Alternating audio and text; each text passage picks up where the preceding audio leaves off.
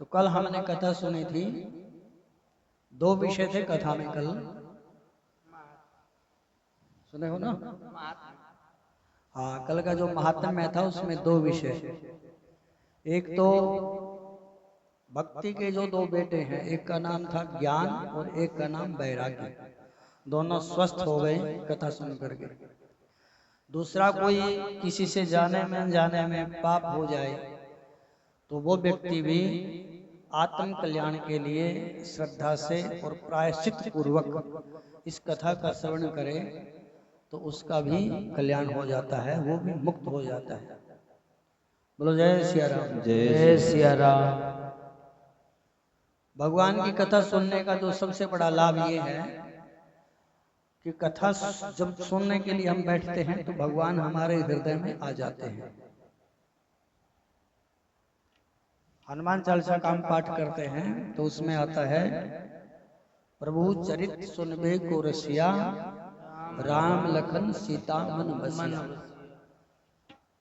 तो रसिया बन करके रसिक भाव से हनुमान जी राम जी की कथा को सुनते हैं।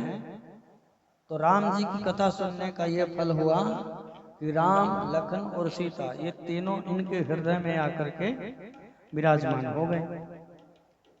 एक अर्थ तो ये है इसका। दूसरा अर्थ ये है कि जब हनुमान जी भगवान राम की कथा को रसिक बन करके सुनते हैं, रस लेकर के सुनते हैं, प्रेम पूर्वक सुनते हैं, तो वो राम लखन और सीता के हृदय में बसने लग जाते हैं।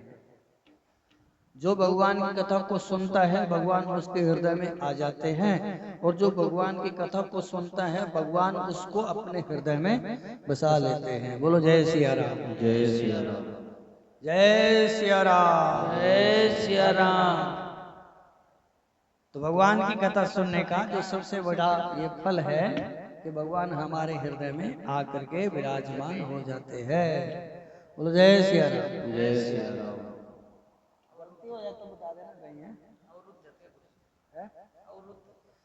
अवरुद्ध होंगे जब बोल लेंगे हम तब अवरुद्ध होंगे, अभी थोड़ी। जब हम बोलेंगे तब अवरुद्ध होंगे ना। वो भी आ जाएगा वो भी। बोलो जय सिया राम। भैया प्रणाम। जय सिया राम। तो कल धुंधकारी को मुक्ति मिल गई कथा सुन करके। आप ही हैं मुख्य श्रोता, यहाँ मुख्य श्रोता आप ही हैं। आपके अंदर हनुमान जी का प्रवेश हो गया है और पितृ देवता तो पहले ही आपके अंदर विराजमान है। बोलो जय सिया राम। जय सिया राम। तो मुक्ति जो होती है, मुक्ति का लक्षण क्या है, मुक्ति का स्वरूप क्या है? मरने के बाद मुक्ति नहीं होती, मुक्ति जीते जी होती है। जब हम इस संसारिक प्रपंच से विरक्त हो जाते हैं, ये जो संसारिक प्रपंच है ना, जितना भी घर दुकान मकान बेटा बेटी, जब इनमें अपने को रस नहीं आता है, इनमें से विरक्ति हो जाती है, तो समझ लो जीव की मुक्ति हो गई, वो मुक्त हो गया।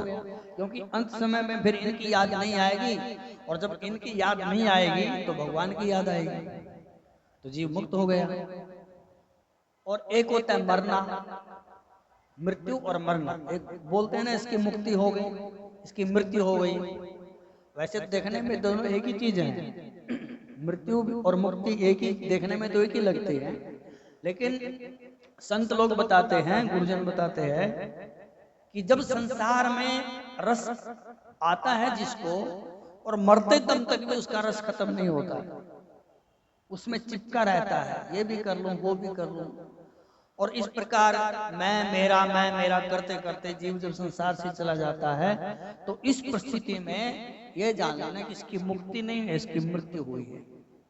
और जिसकी मृत्यु होती है उसका जन्म भी दोबारा से होता है। ये सिद्धांत है, गीता में भगवान कहते हैं जातस्य ही ध्रुवो मृत्यु। ध्रुव का अर्थ होता है अटल पक्का। जातस्य ही ध्रुवो मृत्यु, ध्रुवम जन्म मृतस्य च। जिसका जन्म हुआ है, ज्योति कैसे हो, जिसका जन्म हुआ है उसकी मृत्यु होगी, अवश्य होगी। और जिसकी मृत्यु होती है उसका फिर जन्म भी होता है। तो यहाँ पर धुंधकारी की मृत्यु नहीं हुई है, मृत्यु तो पहले हो गई थी, अब इसको मुक्ति मिल गई धुंधकारी को। अब धुंधकारी को मुक्ति ऐसी मिली कि दिव्य स्वरूप धारण करके प्रकट हो गया और भागवत जी को के चरणों में उन्होंने प्रणाम किया। धन्य भागवती वार्ता प्रेत पीड़ा विनाशिनी। ये भागवत की जो कथा है ये धन्य है जो प्रेतों को उनकी पीड़ा से मुक्त कर देती है। जैसे हम लोग मनुष्य हैं, पशु होते हैं, पक्षी होते हैं, पेड़ होते हैं, पौधे होते हैं, ये योनियां हैं। इसी प्रकार से प्रेत भी एक योनि है। और प्रेत से कुत्ता बनना अच्छा है, पेड़ बनना अच्छा है, पर्वत और पहाड़ बनना अच्छा है, लेकिन प्रेत को जो कष्ट होता है उसका व्याख्यान नहीं किया जा सकता। वो वही जानता है प्रेत कि उसको कितना कष्ट होता है प्रेत योनि में। और धुंधकारी जब अपने भाई को बताता है, और गरुड़ पुराण में भी सुनते हैं हम, तो उसमें प्रेत बोलता है कि मेरे सामने जल रखा है, शुद्ध जल, मैं जल नहीं पी सकता। मेरे सामने फल रखे हैं, फल भी नहीं खा सकता मैं, क्योंकि प्रेत में ये सब कुछ खाने पीने का उसको अधिकारी नहीं है। इसलिए प्रेत, गधा कुत्ता कम से कम पानी तो पी सकता है, कोई रोटी डाले तो रोटी भी खा सकता है, गधा घास खा सकता है, लेकिन प्रेत को बहुत कष्ट होता है। इसलिए प्रेत योनि बहुत कष्टदायी है, और उस कष्टदायी योनि से छुटकारा दिलाने का एकमात्र जो औषधि है वो है भागवत की कथा सुनना। भागवत का अर्थ होता है, जो एकदम सीधा सा अर्थ है, भागवत का अर्थ है भक्त। भागवत माने भक्त। जैसे हम बोलते हैं कि भीष्म जी बड़े परम भागवत थे, प्रहलाद जी परम भागवत थे, नारद जी परम भागवत थे। भागवत का था भक्त होता है, सीधा सा। भागवत की कथा मतलब भगवान के भक्तों की जो कथा है उसी को हम भागवत कथा कहते हैं। हाँ, जब भक्त की कथा होगी तो भगवान की कथा उसके साथ जुड़ी होगी। और जब राम कथा सुनेंगे तो रावण भी तो साथ आएगा ना, नहीं आएगा? हनुमान जी कथा सुनेंगे, नाम रख दिया हनुमंत कथा, लेकिन विशेष तो चरित्र भगवान के ही जुड़े हुए हैं। नाम रख दिया श्री सीताराम कथा, राम के चरित्र है। रामायण के अंदर किसी भी पात्र के नाम से हम उस कथा का नाम रखेंगे तो वहां पर राम के चरित्र आ ही जाएंगे।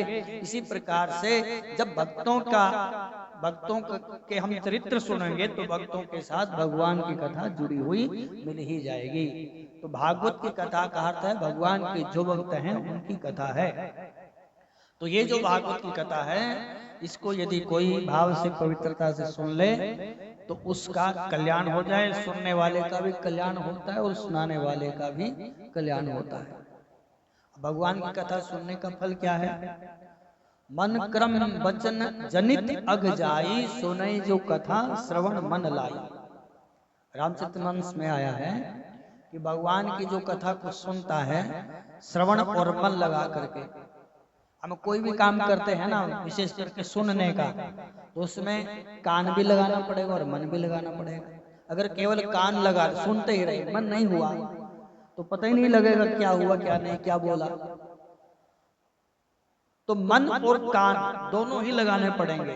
तो इसलिए तुलसीदास जी लिखते हैं, सुने जो कथा श्रवण मन लाए। श्रवण माने कान और मन का मन। श्रवण मन और कान लगा करके इसको कथा को सुने तो क्या होता है?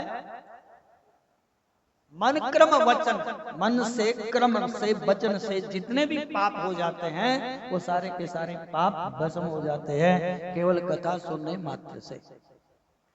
और जो सुनाने वाला है उसको भी फल मिलता है, जो सुनाने वाला है उसको भी फल मिलता है। सुनाने वाले को मन कामना सिद्धि नर पावा, जो यह कथा कपट तजी गावा। यदि कोई इस कथा का गान करता है, जैसे आप किसी आपके सामने बैठे कोई पड़ोसी आके बैठ जाए, बोले बहन जी हमारे को कथा सुना दो, वैसे तो आजकल के पड़ोसी आजकल होते नहीं, आजकल ऐसे कहाँ होते हैं। बोलो जय सिया राम। जय सिया राम। मान लो कोई भोला वटका आई जाए तो बोले हमको कथा सुना दो, तो जो उसको फल कथा सुनने का मिलेगा वही फल आपको कथा सुनाने का भी मिलेगा। इसलिए तुलसीदास जी कहते हैं कि मन कामना सिद्धि नर पावा, उसकी जो मनोकामना है वो सिद्ध हो जाती है, पूरी हो जाती है। किसकी? जो यह कथा कपट तजी गावा, जो इस कथा को का गान करता है। लेकिन शर्त यह है कि कपट नहीं होना चाहिए, छल नहीं होना चाहिए मन में किसी प्रकार का। यदि छल से कपट से धोखाधड़ी करने के लिए, दूसरे को नीचा दिखाने के लिए है, अपना कुछ दुनिया भर के आडंबर करने के लिए कथा सुनाते हैं तो फिर वो कथा सफल नहीं होती है। तो धुंधकारी ने जब भगवान की ये कथा सुनी तो वो दिव्य स्वरूप लेकर के प्रकट हो गया और भगवान का विमान वहां पर आया। भगवान उस कथा में प्रकट हुए और भगवान ने सारे के सारे जितने भी कथा सुनने वाले थे, भागवत में तो ये लिखा है कि जब गोकर्ण कथा सुनाने के लिए बैठे थे तो गोकर्ण को भगवान ने अपने हृदय से लगाया, आलिंगन किया और उसको अपने जैसा ही भगवान ने बना लिया। जैसे चिंतामणि होती है, पार्श्वमणि, पार्श्वमणि लोहे को सोना बना देती है। बोलो जय सिया राम। जय सिया राम। अब सोना हमने देखी नहीं है, मिल जाए तो क्या बात है? सुना है कि जो पारसमणि है वो लोहे को सोना बना देती है, लेकिन वो पारसमणि लोहे को पारसमणि नहीं बना सकती। और भगवान क्या करते हैं? भगवान में और संत में यही तो भेद है पारसमणि से अलग जो लगते हैं, कि जो संत हैं वो व्यक्ति को अपने जैसा बना लेते हैं। मतलब भगवान ने गोकर्ण को अपने जैसा बना लिया, अपना स्वरूप उनको दे दिया। और वहां पर जितने भी थे कुत्ते, गधे, घोड़े और जितने भी उसके गांव के जितने भी जीव जंतु थे, सबको भगवान गोलोक धाम में लेकर के चले गए। बोलो जय सिया राम। जय सिया राम। अयोध्यावासिना पूर्वं यथा रामेण संगता तथा कृष्णेन ते नीता गोलोकम योगी दुर्लभम। जैसे पहले राम जी सारे अयोध्या वासियों को लेकर के अपने साकेत धाम को चले गए थे, उसी प्रकार से भगवान श्री कृष्ण भी उन सभी लोगों को लेकर के, जो योगियों को भी दुर्लभ है ऐसे, उस गोलोक में सबको लेकर के चले गए। सबने भगवान की जय जयकार की। बोलो जय सिया राम। जय सिया राम। ये कथा हमने कल यहाँ तक सुनी थी कि धुंधकारी को मुक्ति मिल गई।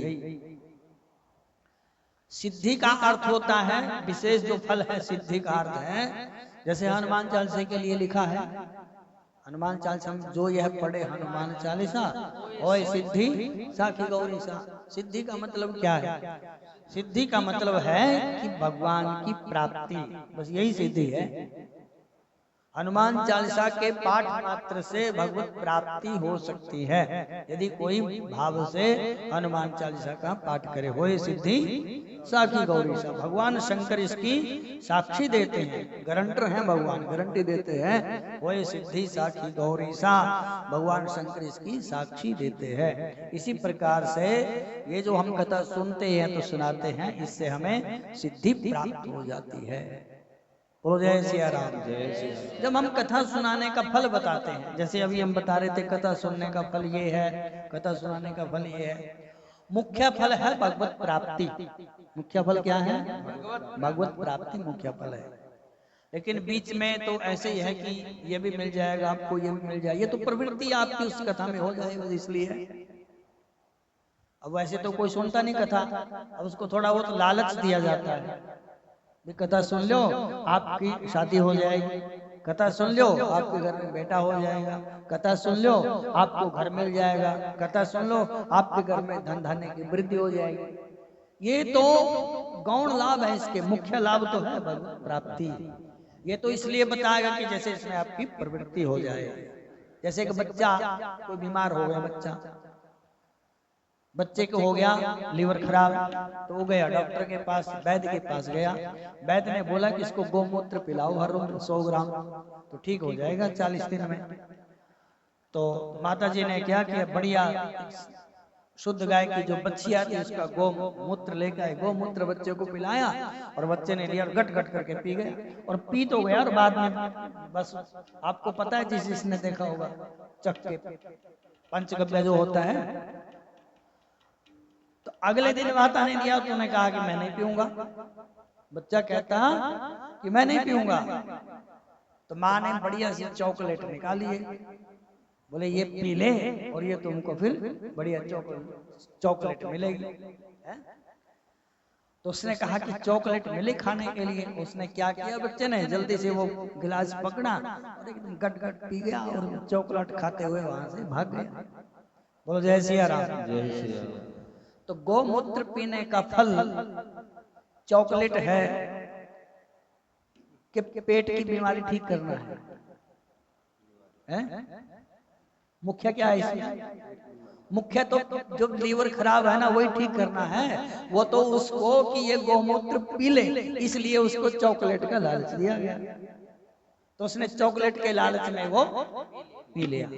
ठीक समझ गए? इसी प्रकार से कथा में हमारी प्रवृत्ति हो, कथा सुनने में हमारा मन लग जाए, इसलिए छोटे मोटे लाभ बताए जाते हैं कि बेटा हो जाएगा, पास हो जाएंगे, नौकरी लग जाएगी। तो उसमें मुख्य ये चीज नहीं है, ये तो ठीक है, तो चलते चलते मिल गई साथ में, लेकिन मुख्य क्या है?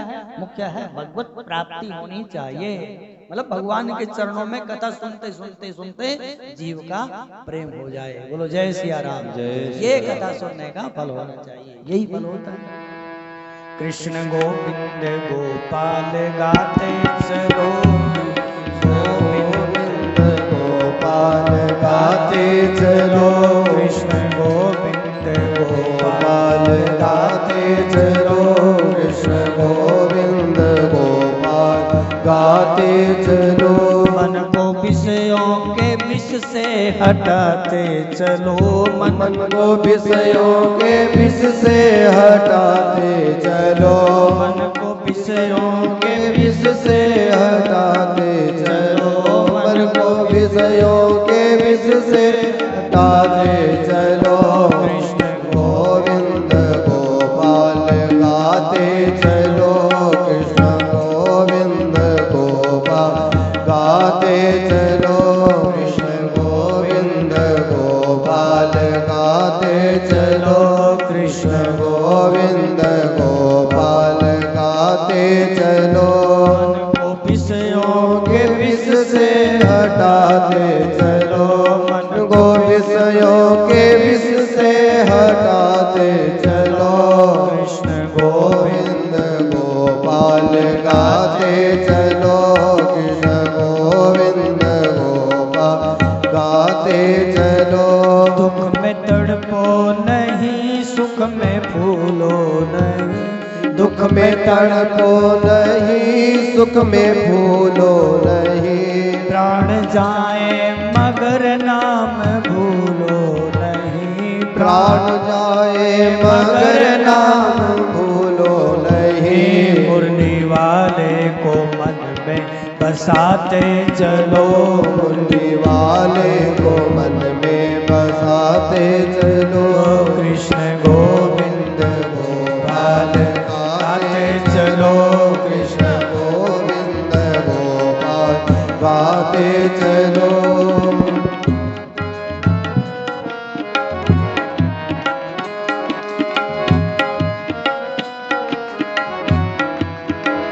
काम करते चलो, नाम जपते चलो, काम करते चलो, नाम जपते चलो, काम करते चलो, नाम जपते चलो, कृष्ण का हर समय ध्यान धरते चलो, कृष्ण का हर समय ध्यान करते चलो, जिंदगी के सभी गम मिटाते चलो, जिंदगी के सभी गम मिटाते चलो, कृष्ण गोविंद गोपाल गाते चलो, कृष्ण गोविंद गोपाल गाते चलो। ख्याल आएगा उनको कभी ना कभी याद आएगा उनको कभी ना कभी, ख्याल आएगा उनको कभी ना कभी, याद आएगा उनको कभी ना कभी, दर्शन पाएंगे उनका कभी ना कभी, दर्शन पाएंगे उनका कभी ना कभी, ऐसा विश्वास मन में जगाते चलो, ऐसा विश्वास मन में जगाते चलो, कृष्ण गोविंद गोपाल गाते चलो, कृष्ण गोविंद गोपाल गाते चलो, मन को विष के विषयों से हटाते चलो, मन को विषयों के विष से हटाते चलो, कृष्ण गोविंद गोविंद गोपाल गाते चलो, कृष्ण गोविंद गोपाल गाते चलो, कृष्ण गोविंद गोपाल गाते चलो, कृष्ण गोविंद गोपाल गाते चलो। वृंदावन बिहारी लाल की जय। मन को विषयों के विष से हटाते चलो। जो विष हैं, विषय हैं जितने भी, उनको संतों ने कहा ये विष का काम करते हैं। विष माने जहर। अब आप लोग बोलेंगे कि विषयों से कैसे मन को हटाएं, विषयों के बिना तो काम ही नहीं चलता। अब भोजन करना जीव का विषय है, इससे कैसे हटाएं? सुनना ये कान का विषय है, ये कैसे हटाएं? देखना आंख का विषय है। तो संत ये कहते हैं कि ये विष उस समय होते हैं जब हम इनकी मर्यादा का उल्लंघन कर देते हैं, तो विष बन जाता है। जैसे भूख लगी है तो भूख में 2 फुलके खा लो, और वो ओवर ईटिंग होगी, ये भी खा लो, ये भी खा लो, वो भी खा लो, तो फिर वो तो विष नहीं बन जाएगा, वो तो गड़बड़ कर देगा, शरीर खराब हो जाएगा उससे। जैसे आजकल श्राद्ध चल रहे हैं, पंडित जी को भोजन करने के लिए जाते हैं, और होते हैं पंडित जी एक पूरी और खा लो, पंडित जी एक पूरी और खा लो। इसी प्रकार से जब आंख है, आंख का विषय देखना, देखना चाहिए। क्या देखना चाहिए? संतों के दर्शन करो, भगवान के दर्शन करो, गौओं के दर्शन करो, हैं? अच्छे अच्छे काम करने के लिए आंखों का प्रयोग करो। और यदि हम इन आंखों को से गलत दृष्टि किसी पे डालते हैं तो वो हमारे लिए विष का काम करती है। तो इसलिए संत कहते हैं कि अपना जो मन है उसको विषयों के विष से हटाते चलो, और कृष्ण गोविंद गोपाल गाते चलो।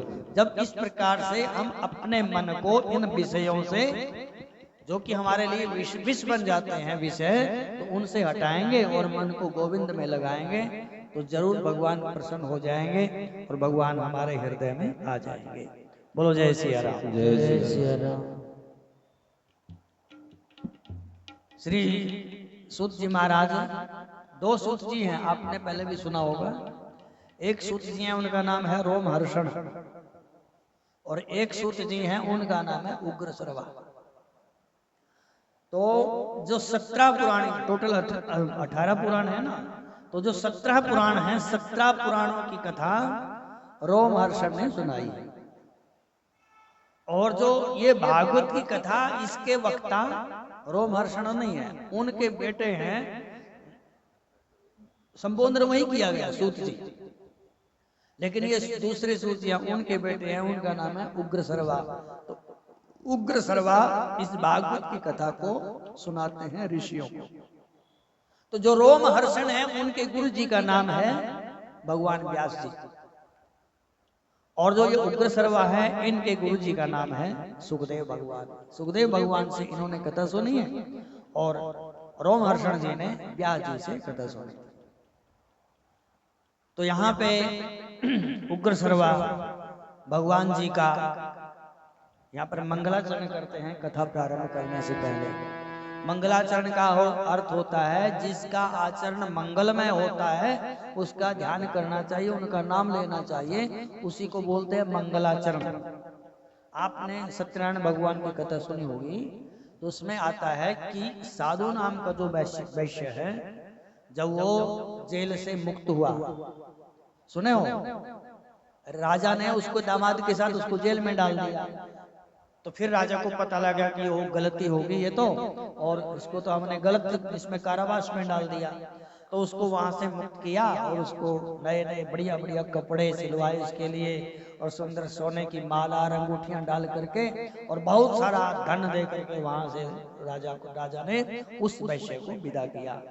तो सूत जी महाराज कहते हैं कि उस वैश्य ने, साधु ने मंगलाचरण करके अपनी यात्रा प्रारंभ की। बोलो जय सिया राम। जय श्री राम।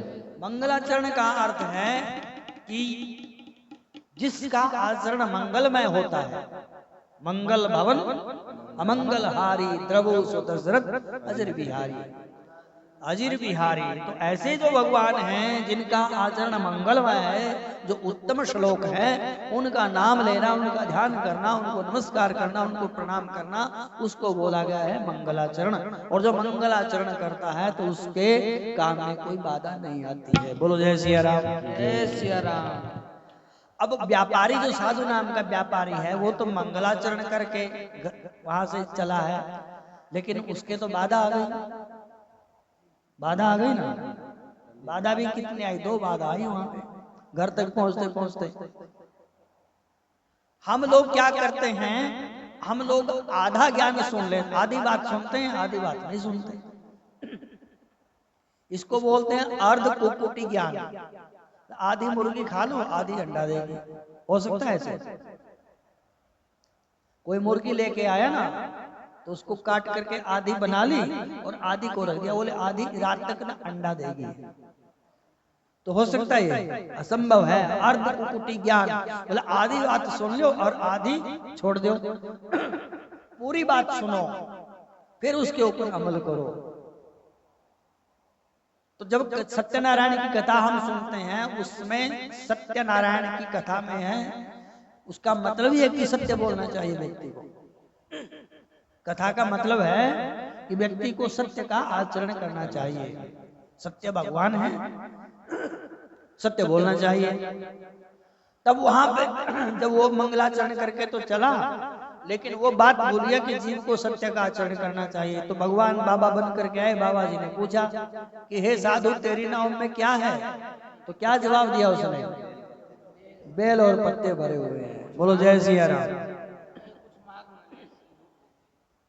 तो अब जब उसने, भगवान ने पूछा ना कि इसमें क्या भरा हुआ है, इतनी देर में तो उसका दिमाग इतना तेज चला, इतने फुर्ती से दिमाग ने काम किया। उसने सोचा कि यदि सच बता दिया तो बाबा कुछ ना कुछ मांग लेंगे, इसलिए उसने तुरंत झूठ बोल दिया। वहां इतना तेज दिमाग था उसका।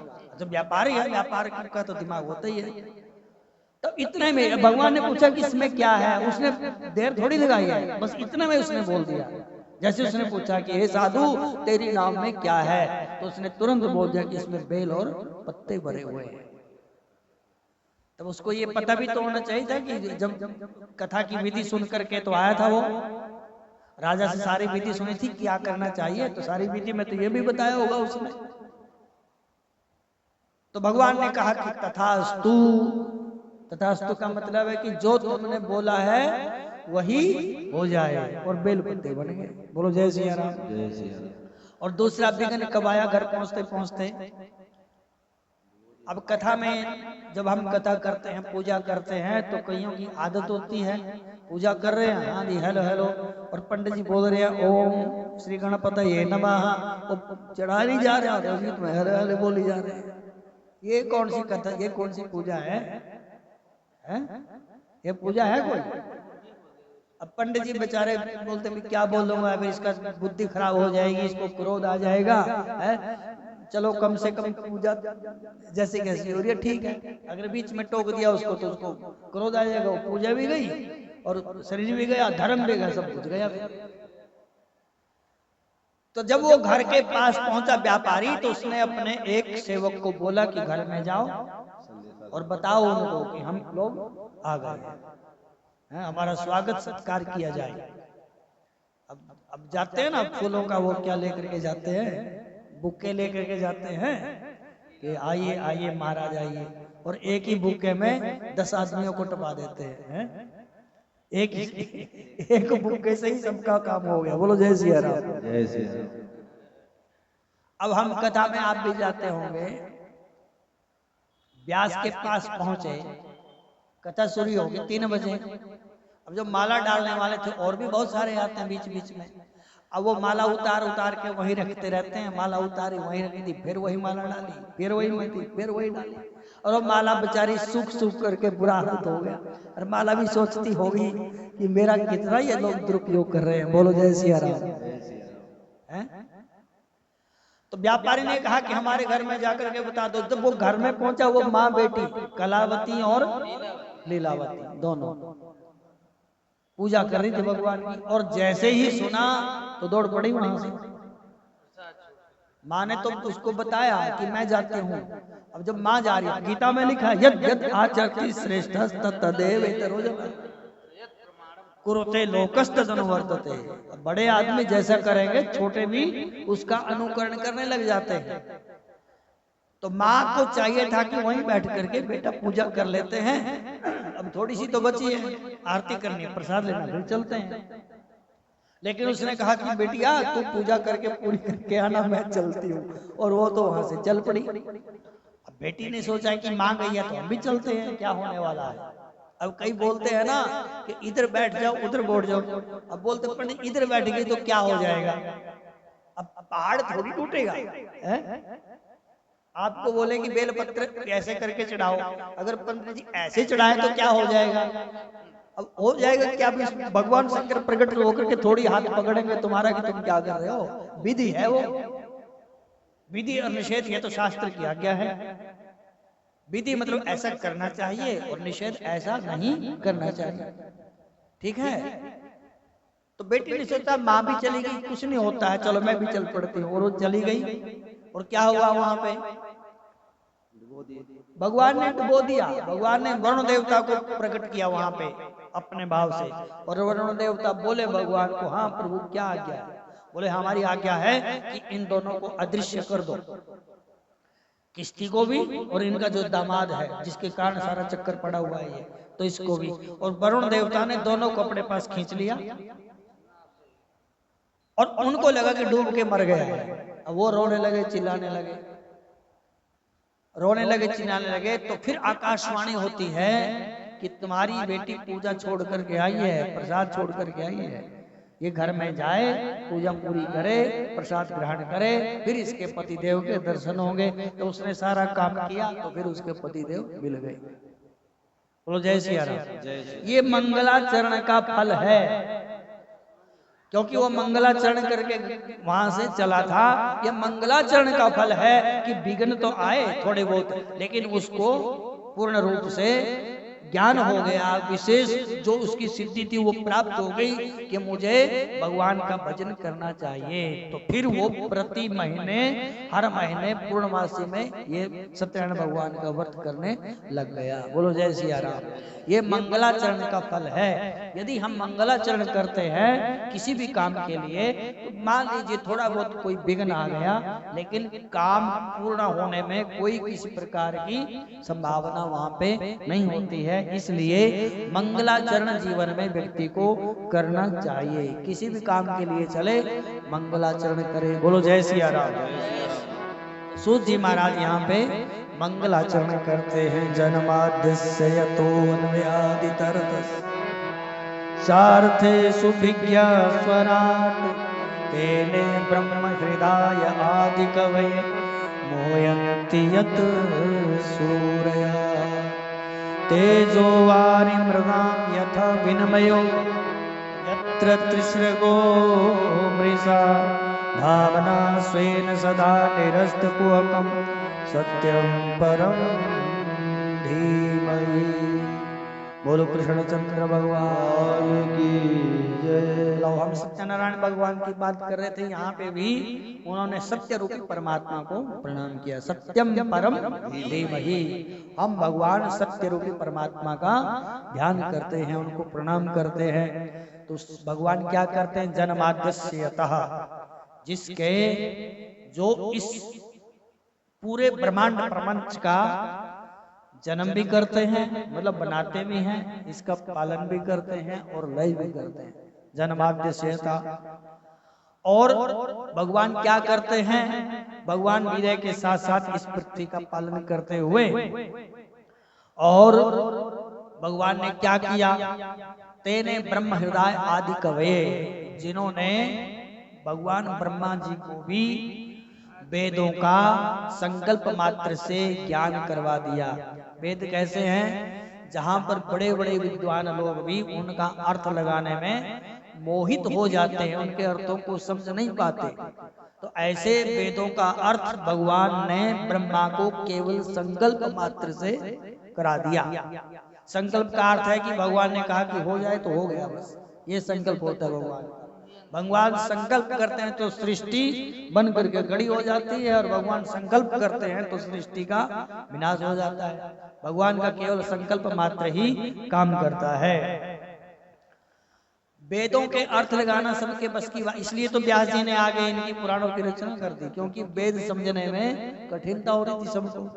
पहले एक वेद था, उसके 4 भाग किए, फिर भी इस बात समझ नहीं बनी, फिर उन्होंने महाभारत और ये पुराणों की रचना कर दी, जिससे समझने में वही बात जो वेद बताते हैं, वही बात पुराण बताते हैं, वही बात शास्त्र बताते हैं, वही बात उपनिषद बताते हैं, और वही बात हमारे रामचरितमानस जो समझने में बहुत ही आसान है, वही बात बताते हैं।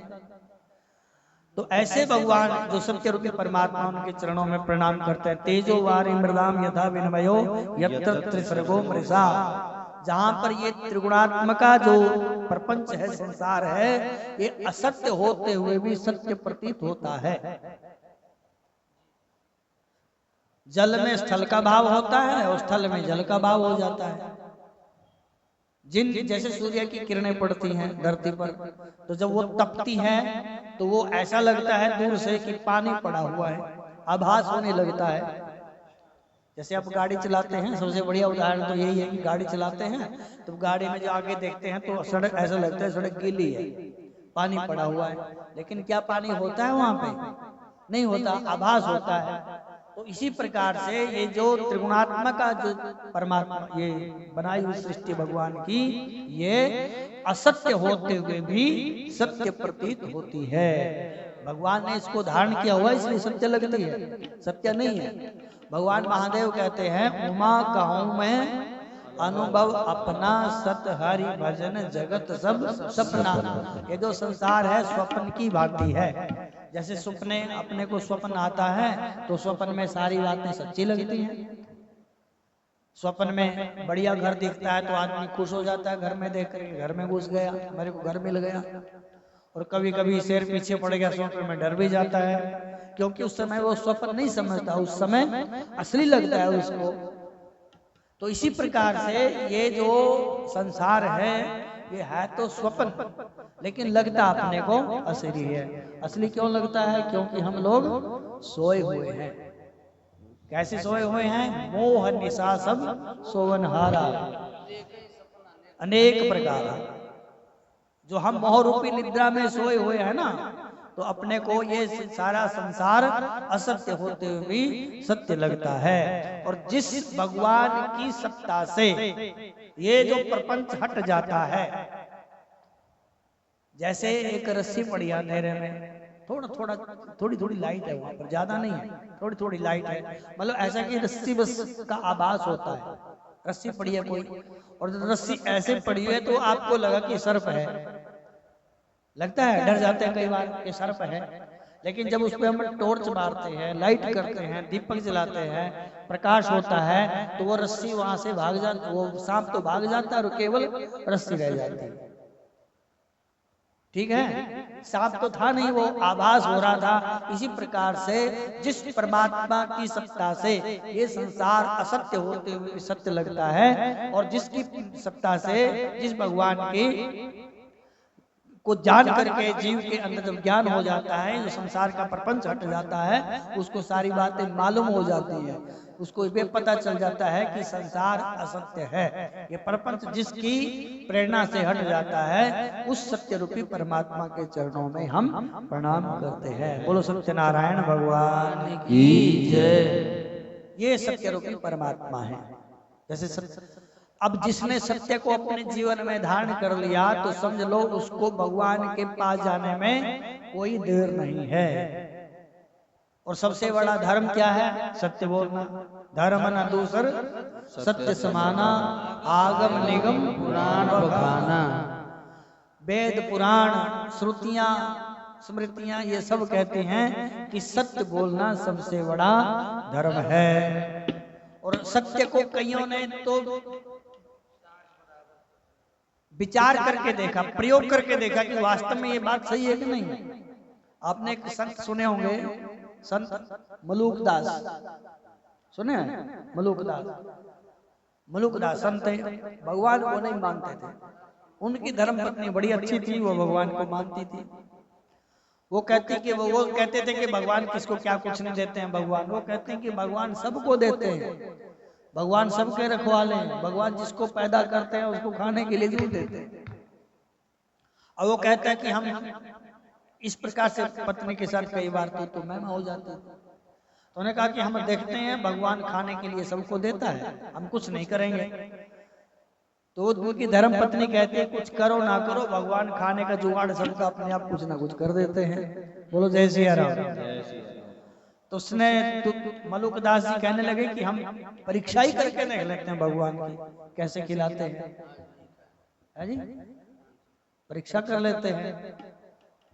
तो घर से बाहर निकले, दूर जंगल में चले गए, पेड़ के ऊपर चढ़ करके बैठ गए। पेड़ के ऊपर चढ़ करके बैठ गए। उन्हें सोचा कि देखते हैं भगवान यहाँ हमारे को खाने का भी इंतजाम क्या करते हैं, हम करते तो है नहीं कुछ। तो इतने में क्या हुआ, कुछ लोग अपनी बिटिया की शादी का सामान लिए हुए जा रहे थे। जैसे हम जाते हैं ना फल मिठाई का टोकरा लेकर के ये वो, तो उस समय भी कुछ ऐसा रहा होगा, कुछ खाने पीने की वस्तुएं और ये वो सारे लिए हुए जा रहे थे। तो उन्होंने विचार किया कि भी थक गए हैं, पेड़ के नीचे थोड़ा विश्राम कर लेते हैं। उसी पेड़ के नीचे बैठ गए जिस पे मलूकदास जी ऊपर चढ़ करके बैठे हुए थे। तो जब वो बैठे इतने देर में डाकू आ गए। जब डाकुओं का प्रवेश हो गया तो डाकुओं को देख करके वो जो सामान तो वहीं छोड़ गए, और उन्होंने सोचा कि सामान को छोड़ो, अपनी जान बचाओ, और जान बचा करके वहां से भाग गए। तो डाकुओं ने आकर के देखा भाई कुछ ज्यादा तो है नहीं, खाने पीने की चीजें हैं। तो उन्होंने कहा कि हो सकता है ये इसमें कुछ जहर मिला रखा हो और हमारे को मारने के लिए इन्होंने दिया हो यहाँ पे। अब भूख तो लगी है, खाना भी जरूरी है। तो उन्होंने कहा कि परीक्षा करके देख लेते हैं, कोई आने जाने वाला हो तो उसको पहले खिलाएंगे, फिर अपने को पता चल जाएगा, एक एक चीज खिलाते रहेंगे। और ये सारी बातें ऊपर वो देख रहा था, मलूकदास महाराज जी बैठे हुए थे। अब डर के मारे बोले ना कुछ। अब उनको 10 मिनट 15 मिनट 20 मिनट हो गए, कोई आदमी ना दिखे, और कुदरती मलूकदास के ऊपर उनकी दृष्टि पड़ गई। अरे एक आदमी ऊपर चढ़ करके बैठा हुआ है। तो उन्होंने कहा कि नीचे आ। वो बेचारा डरते डरते नीचे कोई और आ गया, नीचे उतर गया। बोलो जय सिया राम। जब नीचे उतरा तो उन्होंने कहा कि इसमें से भाई थोड़ी थोड़ी चीज खा लो। तो उसने कहा कि हम नहीं खाएंगे। उन्होंने कहा कि खाएगा कैसे नहीं। अब उसने सोचा कि ये भी इन्हीं के बीच का आदमी है, हो सकता है इन्होंने जहर मिलाया और इसमें, और उन्होंने जबरदस्ती उसको खिलाना शुरू कर दिया। कभी कचौड़ी खिलाएं, कभी पकौड़ी खिलाएं, कभी कुछ खिलाएं, कभी कुछ खिलाएं। अब वो हार करके थक गया, अब मेरे से कुछ नहीं खाया जाता है। अब उन डाकुओं को विश्वास हो गया कि इसमें जहर नहीं, ये खाने की चीज है। तो उन डाकुओं ने पेट भर के खाया और मलूकदास को कहा कि तुम भी जाओ यहाँ से। अब मलूकदास को ये पक्का कन्फर्म हो गया कि भगवान सबकी खाने की व्यवस्था करते हैं। इसलिए उन्होंने एक दोहा लिखा है, पंच अजगर करे न चा करी, पंछी करे न काम, दास मलुका कह गए सबके दाता राम। बोलो जय सिया राम। जय सिया राम। तो ये सत्य की परीक्षा है, सत्य की परीक्षण है ये, कि कभी कभी लोग सत्य का परीक्षण भी कर लेते हैं। तो जो सत्य को जीवन में धारण कर लेता है, उसके आगे साकार रूप में भगवान को प्रकट होने में देर नहीं लगती है। इसलिए सत्य का आचरण जीव को अवश्य करना चाहिए। एक राजा थे, महाभारत में कथा आती है, एक राजा, उसने सत्य प्रतिज्ञा की, सत्य प्रतिज्ञा की, उस प्रतिज्ञा से इधर उधर नहीं हो गए। उसने एक सत्य प्रतिज्ञा की कि हमारे राज्य में जो कोई भी लोग व्यापार के लिए जाता है, जैसे छोटे छोटे व्यापारी होते हैं कुछ सामान बेचने के लिए, जैसे अपने भी होता है मेले में रेडी फड़ी लगा करके बैठ जाते हैं, और उसने ये प्रतिज्ञा की यदि किसी का सामान नहीं बिकता है तो हम उसको खरीदेंगे। उसने ये प्रतिज्ञा कर ली, कोई किसी प्रकार का भी सामान लेकर के आए, तो इस प्रकार से जिसका सामान नहीं बिकता वो शाम को राज दरबार में आ जाता था ईमानदारी से और कहता है कि महाराज मेरे सामान की ये कीमत है। तो राजा कहता है मंत्री को कि इसको ये सामान की कीमत दे दो और वो इसका सामान लेकर के रख लो।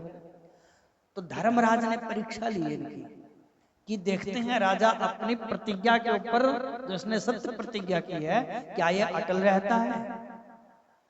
तो धर्मराज एक साधारण से व्यापारी बन करके उनके शहर में आए और सामान बेचने के लिए रखा, टूटा फूटा सामान, जैसे हमारे घर में कप टूट गया, प्लेट टूट गई है, कोई डिब्बा फूट गया है, जिसमें आप चपातियां रखते हैं डब्बा, वो गर्म होकर के फट गया। तो ऐसा बेकार का सामान बोरे में ला करके उसने रख लिया बाजार में, और वहां पर जब लेने के लिए कोई आता तो उसको देख के दूर से हट जाता था। अब शाम हो गई तो उसको पता था कि राजा ने प्रतिज्ञा की है, तो वो राजा के पास अपना सामान बोरी उठाई उसने, अब वो राजा के पास पहुंच गया। तो राजा ने पूछा कि क्या इसके अंदर दिखाओ। तो उसने कहा कि महाराज ये मेरा सामान है। तो राजा ने देखा कि ये तो दरिद्रता का प्रतीक है, इसमें तो है ही कुछ नहीं। उसने कहा कि महाराज 1000 रुपए कीमत है मेरे सामान की। अगर वो 10-20 रुपए बताता तो राजा बोल देता कि ठीक है भाई। तो उसने कहा कि मेरे सामान की कीमत है 1000 रुपया। तो उसने कहा कि ठीक ठीक लगाओ, ऐसे क्यों कर रहे हो, 100 रुपए ले लो, 200 ले लो। तो उसने कहा कि राजा आपने सत्य प्रतिज्ञा की है, इसलिए मेरी कीमत है 1000 रुपया। 1000 रुपए दो, सामान रख लो, नहीं तो मैं चलता हूँ। उसने बोरी उठाई और चलने लगा वहां से। राजा ने कहा कि नहीं नहीं ठहरो, हमारी प्रतिज्ञा ऐसे टूटने वाली नहीं है। तो राजा ने अपने मंत्री को कहा कि इसको 1000 रुपए दे दो और ये जो जिसके दारिद्र्य इसके पास, ये अपने कोष में रखो। वहां जाकर के रख दिया। राजा सो गए। जब राजा सोए तो वहां से एक बहुत सुंदर स्त्री उसके महल में से निकली। राजा के महल में से एक सुंदर स्त्री निकली। राजा की आंखें खुली, वो छम छम करती आई, राजा की आंखें खुली। राजा ने पूछा कि देवी तुम कौन हो। तो वो कहती कि मैं लक्ष्मी हूं और मैं आपका ये कोष छोड़ करके जा रही हूं। क्यों? क्योंकि यहाँ पे दरिद्रता का निवास हो गया है।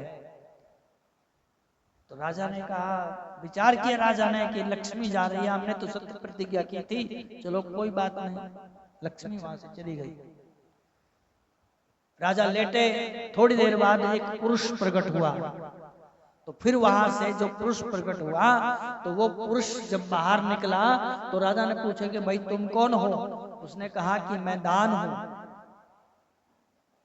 मैं दान हूं। तो बोले तुम कहां जा रहे हो। तो जिस राज्य में लक्ष्मी नहीं होती वहां पर दान कैसे होगा। तो दान भी वहां से चला गया। इतना में एक पुरुष फिर आया। उसने पूछा कि तुम कौन हो। बोलो हम यश हैं, कीर्ति, यश। तो जिस राज्य में लक्ष्मी नहीं होती है फिर वहां पर दान नहीं होता है, जो आदमी दान नहीं करता उसका यश कैसे फैलेगा। तो यश भी वहां से निकल करके चल पड़ा। इतने में एक चौथा पुरुष फिर आया। राजा ने पूछा कि तुम कौन हो। बोलो हमारा नाम है सत्य। बोले तुम। बोले जहाँ लक्ष्मी नहीं है, दान नहीं है, यश नहीं है, वहां पर सत्य क्या करेगा। राजा ने बाजू पकड़ ली। राजा ने कहा कि तेरे कारण तो हमने लक्ष्मी को छोड़ दिया। तेरे कारण हमने दान को छोड़ दिया और तेरे कारण यश को भी भेज दिया, अब तुम भी हमको छोड़ के जा रहे हो, तुम्हारे कारण तो सारा कुछ हुआ। तो सत्य ने राजा की बातों को गौर से सुना और वहां पर दोबारा उसके कोष में प्रवेश कर गया। जब यश ने देखा कि सत्य वहीं पर रहा तो सत्य वो यश भी लौट करके राजा के कोष में आ गया। उसके बाद दान ने देखा कि ना तो सत्य आया है और यश भी चला गया है, तो दान भी दोबारा से राजमहल में प्रवेश कर गया। उसके बाद लक्ष्मी ने देखा कि सत्य भी वही है, दान भी वही है और यश भी वही है, इसलिए हमारा भी यहाँ बाहर रहने का कोई मन नहीं है। लक्ष्मी भी वापस वहां पर चली गई। इसलिए राजा ने विचार किया कि जिसके जीवन में सत्य होता है, दान भी आ जाता है उसके जीवन में, उसके जीवन में यश भी आ जाता है, उसके जीवन में लक्ष्मी भी आ जाती है। इसलिए सत्य का जो आचरण करता है तो उसके जीवन में किसी प्रकार की कोई कमी नहीं रहती है और भगवान साकार रूप प्रकट कर देते हैं उसके आगे, उसमें कोई दो राय नहीं है। बोलो जय सिया राम। जय सिया राम। इसलिए मंगलाचरण में श्री सूत जी महाराज ने कहा कि सत्यम परम धीमहि धावना स्वेन सदा निरस्त कुहकम सत्यम परम धीमहि। जिस भगवान की सत्ता से सारे का सारा कुहक कपट हट जाता है, केवल भगवान ही दृष्टिगोचर होते हैं, ऐसे सत्य रूपी परमात्मा के चरणों में हम प्रणाम करते हैं। बोलो जय सिया राम। धर्मा प्रोचित के तवोत्र निर्मत्सराणां सतां वेद्यं वास्त्वं वस्त्र वस्तु शिवतं तापत्रयो नमूलनम्। श्रीमद्भागवते महामुनिकृते किं वा परैरीश्वर सद्यो हृद्यो वृध्यते यत्र कृतिभिः क्षणा धर्मा प्रवजित के तोत्र। सूत जी कहते हैं कि हम तो ये भागवत की कथा सुना रहे हैं, इसमें धर्मा प्रावजित कई तोत्र, यहाँ पर निष्कपट धर्म का निरूपण किया गया है। मतलब ये इसमें जो भी धर्म है वो निष्कपट है, किसी प्रकार का उसमें कपट और छल चित्र नहीं है। तो कपट में धर्म में भी कपट होता है क्या? धर्म में कपट होता है, होता है। जैसे आप भगवान की पूजा करते हैं तो भगवान की पूजा निष्काम भाव से करनी चाहिए। यदि मन में कहीं थोड़ी बहुत भी कामना जग गई तो वो धर्म तो देखने में तो धर्म लगेगा, लेकिन उसके पीछे कपट छुपा हुआ है, कुछ ना कुछ उसमें छुपा हुआ कि हम इस पूजा के बदले भगवान से ये मांगते हैं। बोलो जय श्री राम। जय श्री राम। जैसे माता पिता की सेवा करना धर्म है, और यदि बेटा ये सोचे कि थोड़े से दिन सेवा और कर लेते हैं उसके बाद सारा कुछ अपने को ही मिलेगा, मतलब माता पिता की सेवा तो करता है लेकिन उसकी दृष्टि में क्या है? संपत्ति, मकान, धन, दुकान, फैक्ट्री सब कुछ अपने पास ही आएगी। तो ये देखने में तो धर्म है कि माता पिता की सेवा कर रहा है, लेकिन उसके पीछे कपट छुपा हुआ है। इसलिए सूत जी महाराज कहते हैं कि हम यहाँ पे निष्कपट धर्म का निरूपण कर रहे हैं, उसकी कथा सुना रहे हैं। और कथा के अधिकारी कौन हैं आगे बताते हैं। निर्मत्सराणाम सताम, जो सज्जन व्यक्ति हैं। सज्जन कौन है? जिसके अंदर से मत्सर निकल गया है। हमारे कई मानसिक रोग लगे हुए हैं, काम, क्रोध, लोभ, मोह, अहंकार, मत्सर। मत्सर बोलते हैं जो दूसरे की बढ़ोतरी को, दूसरे की खुशी को, दूसरे की उन्नति को देखने से जिसको ईर्ष्या होती है, जिसको जलन होती है, उसको बोलते हैं कि इसके अंदर मच्छर घुस गया है। मत्सर, मत्सर का अर्थ है मत्ते अग्रह सरती, ये मेरे से आगे निकल रहा है। तो जिसको दूसरे की उन्नति चुभने लग जाती है तो समझ लो इसके अंदर मच्छर घुस गया है। मच्छर दो होते हैं, एक बाहर काटता है, एक अंदर काटता है। बोलो जय श्री राम। बाहर भी काटता है ना, फिर काटता है ऐसा कि बहुत खुजली होने लग जाती है। तो जो बाहर का मच्छर है, क्या लगाए हो? हाँ, मोन्टीन लगा करके उसको भगा सकते हैं। और भी कई तरीके, मच्छरदानी लगा लो, और कोई दवाई लगा लो, हैं, बथेरी क्रीम चली है आजकल। तो बाहर के मच्छर को तो हटा सकते हैं, लेकिन अंदर वाले मच्छर को कैसे हटाएंगे? बोलो जय सिया राम। जय सिया राम। अंदर वाला मच्छर जो है वो बहुत खराब होता है। और सूत जी महाराज कहते हैं इस कथा को सुनने का अधिकारी वही है जिसका अंदर का मच्छर मर गया है। निर्मत्सराणाम सता, जिस जो निर्मत्सर हो गए हैं, जिसके अंदर कोई ईर्ष्या नहीं है, तो वो इस कथा को सुनने का अधिकारी है। वेद्यम वास्तवमत्र वस्तु शिवदम। वेद्यम, ये जो हम कथा सुनते हैं इससे जो वास्तविक वस्तु है उसका पता चलता है। वस्तु कई बार भगवान को बोला गया है, या तो जीव को बोला गया है, या तो माया को बोला गया है, या तो जगत को बोला गया है। जो इन सब का एकदम निरूपण कर दे, दिखा दे, इसके बारे में पूरी जानकारी दे दे, तो उसको बोलते हैं कि वेद्यम वस्तु अत्र शिवदम। जब इसकी जानकारी होती है और जब हम जीव जगत माया को जान लेते हैं तो शिवदम फिर हमारा कल्याण हो जाता है। ये भगवान की कथा जीव का कल्याण करती है। जब कल्याण कैसे होगा? तापत्र्योन्मूलनम। 3 प्रकार के जो ताप हैं, बोलो जय सिया राम। कल आए थे आप, 3 प्रकार के ताप बता, दैहिक, दैविक और भौतिक। तो 3 प्रकार के जो ताप हैं उनका उन्मूलन हो जाता है। उन्मूलन समझ गए? उन्मूलन का अर्थ होता है, हाँ हाँ आप तो समझ गए, जड़ से उखाड़ना। हम कोई बार पेड़ को काट देते हैं, जड़ से नहीं निकालते, लेकिन वो फिर से अंकुरित हो जाता है ना। और किसी को हमने जड़ से निकाल दिया तो फिर खत्म। तो इसलिए ये जो भागवत की कथा ये क्या करती है? तापत्र्योन्मूलनम। जो 3 प्रकार के ताप हैं उनको काटती नहीं है, उनको जड़ से उखाड़ करके फेंक देती है। दोबारा से फिर वो पाप ताप हमको परेशान करने वाले नहीं हैं। और क्या होता है? सबसे बढ़िया फल इसका है सद्यो हृदयावृद्धते अत्र। जो इसकी कथा की केवल सुनने मात्र की इच्छा कर लेता है, शुश्रूषुभि का अर्थ है सुनने की इच्छा करने वाले जो है, सुनना नहीं, केवल सुनने की इच्छा हो गई तो उसी समय भगवान हृदय में आकर के अवरुद्ध हो जाते हैं। ये इस कथा सुनने का फल है। सद्यो का अर्थ होता है उसी समय, ऐसे तुरंत। भगवान का नाम है एक सद्योजात, भगवान महादेव का नाम है सद्योजाता। तो भगवान क्या करते हैं? इस कथा सुनने के बाद उस साधक के जो सुनने मात्र की इच्छा ही करता है, केवल इच्छा मात्र से उसके हृदय में आकर के अवरुद्ध हो जाते हैं। अत्र कृति भी। तो सुनते क्यों नहीं कथा? लोगों को सुननी चाहिए। बोले कृति भी, कृति का अर्थ है कि जब पुण्य उदय होते हैं तब तभी तो कथा सुनने को मिलती है। यदि पुण्य नहीं होंगे तो कथा सुनने को नहीं मिलेगी। जैसे आप यहाँ पर बैठ गए यहाँ करके, तो आपके पुण्यों का फल है, हमारे पुण्यों का फल है कि हम भगवान की कथा सुन रहे हैं।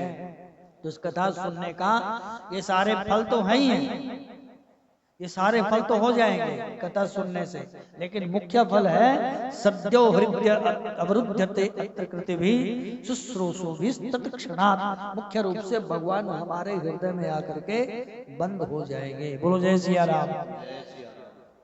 अवरुद्ध का अर्थ होता है कि अपनी मर्जी से नहीं जा सकते, है जी?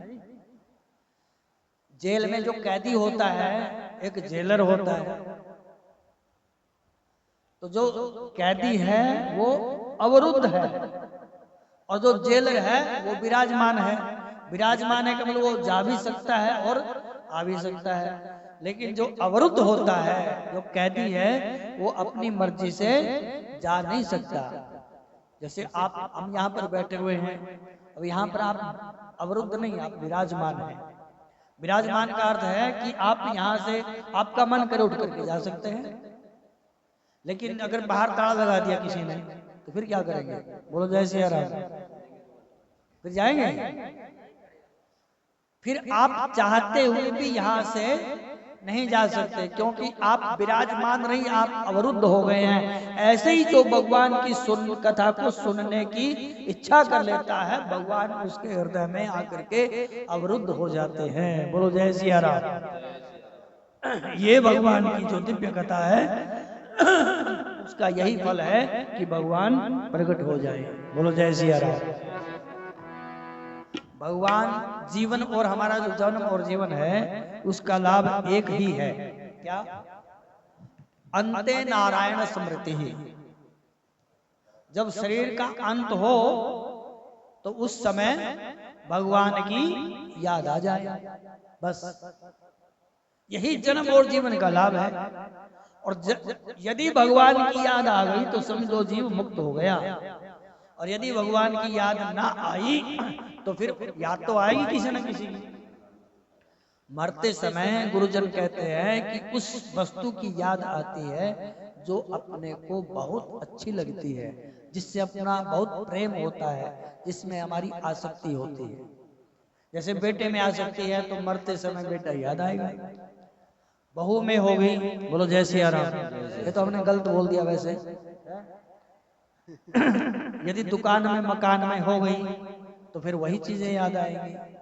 इसलिए अंते नारायण स्मृति, अंत काल में भगवान की याद आ जाए तो ये जन्म और जीवन का लाभ है। और भगवान की याद ऐसे नहीं होती है। जन्म जन्म मुनि जतन कराई, अंत मुख आवत नाई। जन्म जन्म मुनि जतन कराई, अंत राम कही आवत नाई। जय सिया राम, जय जय सिया राम, जय सिया राम, जय जय सिया राम, जय सिया राम, जय जय सिया राम, जय सिया राम, जय जय सिया राम। जन्म मुनि जतन कराई, अंत राम कही आवत नाई। जन्म जन्म मुनि जतन कराई, अंत राम कही आवत नाई। अंत में भगवान का नाम आना बहुत मुश्किल है। किसके आएगा? जो शुरू से लेकर के आखिर तक, आखिर समय तक राम राम सीता राम भगवान का नाम बोलता है, उसका अभ्यास करता है, तो वहां पर संभावना हो सकती है। इसलिए जन्म जन्म मुनि जतन कराए, यही तो यत्न करते हैं कि अंत काल में भगवान का नाम आ जाए। और यदि भगवान का नाम जुबान पे आ गया तो उस जीव का कल्याण हो जाता है। ये श्रुति का सिद्धांत है। श्रुति भगवती कहती है कि अंते नारायण स्मृति, बस जन्म और जीवन का लाभ यही होना चाहिए। भगवान से प्रार्थना किया करो,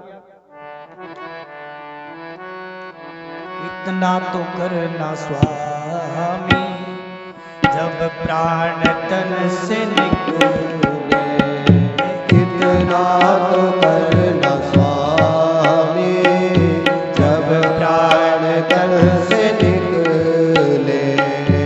इतना तो करना स्वामी, जब प्राण तन से निकले।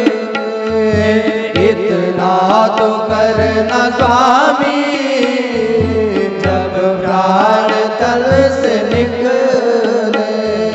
गोविंद नाम लेकर तब प्राण तन से निकले।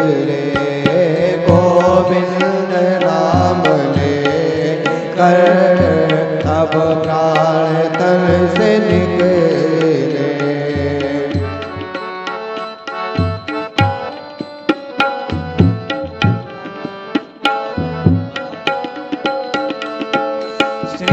गंगा जी का तट हो, यमुना का बंसी पट जी का तट हो, यमुना का बंसी बट हो, मेरा सामरा निकट हो, तब प्राण तन से निकले, मेरा सामरा निकट हो, तब प्राण तन से निकले, इतना तो करना स्वामी, जब प्राण तन से निकले।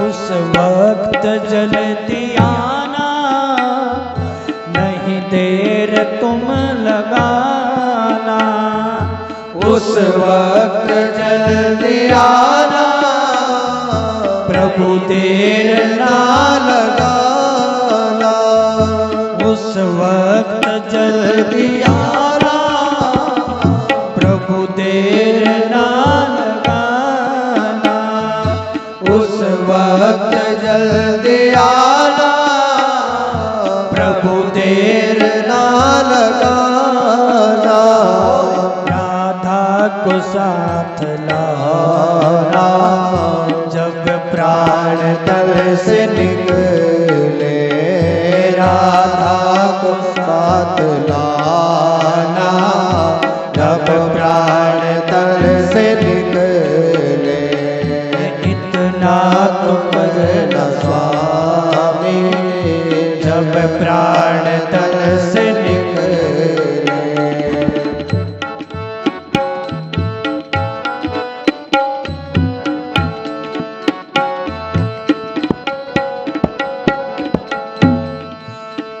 पीतांबरी कसी हो, छवि मन में ये बसी हो, पीतांबरी कसी हो, छवि मन में ये बसी हो, पीतांबरी कसी हो, छवि मन में ये बसी हो, पीतांबरी कसी हो, छवि मन में ये बसी हो, होठों पे कुछ हंसी हो, तब प्राण तल से निकले, होठों पे कुछ हंसी हो, तब प्राण तल से निकले, इतना तो करना स्वामी,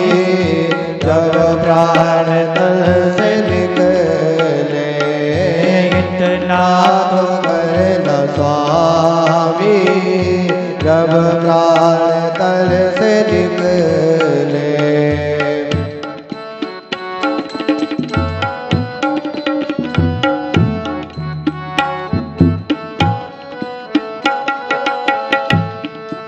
एक भक्त की है अर्जी, खुद गरज की है गरजी, एक भक्त की है अर्जी, खुद गर्ज की है गर्जी, एक भक्त की है अर्जी, खुद गरज की है गरजी, एक भक्त की है अर्जी, खुद गर्ज की है अर्जी, आगे तुम्हारी मर्जी, जब प्राण तन से निकले,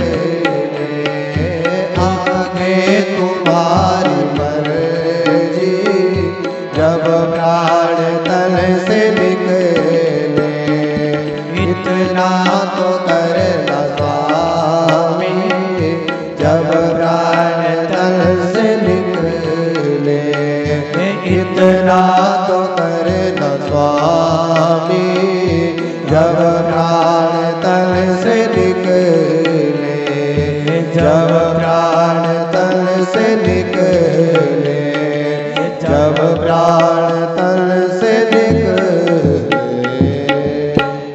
वृंदावन बिहारी लाल लाल की जय, गौ माता की जय। भगवान से ये प्रार्थना किया करो हर रोज। ये प्रार्थना है भगवान के चरणों में कि हे प्रभु, जब हमारे शरीर से प्राण निकले तो आपकी जो सुंदर छवि है वो सामने हो। और क्या करें? गोविंद नाम ले लो, मतलब भगवान का नाम ले करके जब शरीर छोड़ता है जीव, तो उसके जन्म जन्मांतर के जितने भी कर्म बंधन हैं सब छूट जाते हैं और जीव भगवत को प्राप्त हो जाता है। ये भगवान के नाम की महिमा है। ये तो अंत काल में है ना। और वैसे भी कोई भगवान का नाम ले, वैसे भी कोई अनजाने में भी ले ले भगवान का नाम। नारायण भगवान जब उपदेश करते हैं गरुड़ जी को, भगवान कहते हैं वहां पे कि कोई भूल से भी ले ले, भूल से भी भगवान का नाम ले ले तो उस जीव का भी कल्याण हो जाता है। ओ कोटि दानम ग्रहणे सुकासी यज्ञायुतम मेरु स्वर्ण दानम, माघे प्रयागे सतकल्पवासी गोविंद नामना न भवेत तुल्यम। जब सूर्य ग्रहण का मेला लगे और काशी में आप गए हो और मौका मिल जाए काशी में गंगा जी में स्नान करने के बाद 1 करोड़ गौदान कर दें आप, तो वो जो काशी में सूर्य ग्रहण के समय में गंगा जी में स्नान करने के बाद 1 करोड़ गौदान करने का जो फल होता है, वही फल भगवान का नाम प्रेम से एक बार भगवान का नाम ले ले, उससे भी बढ़कर के गोविंद नाम न भवेत तुल्यम। भगवान के नाम की तुलना वो नहीं कर सकते हैं। इतना पुण्य है, इतना फल बताएगा भगवान के नाम का। यज्ञायुतम मेरु स्वर्ण दान, हजारों यज्ञ करने के बाद बड़े बड़े सोने के पहाड़ बना करके वेद पाठी ब्राह्मणों को जो सोना दान करता है, उस सोना दान करने से भी ज्यादा फल है गोविंद नाम नाना भवित तुल्य। गोविंद भगवान का जो पवित्र नाम है उसकी तुलना में वो भी हल्का पड़ जाता है।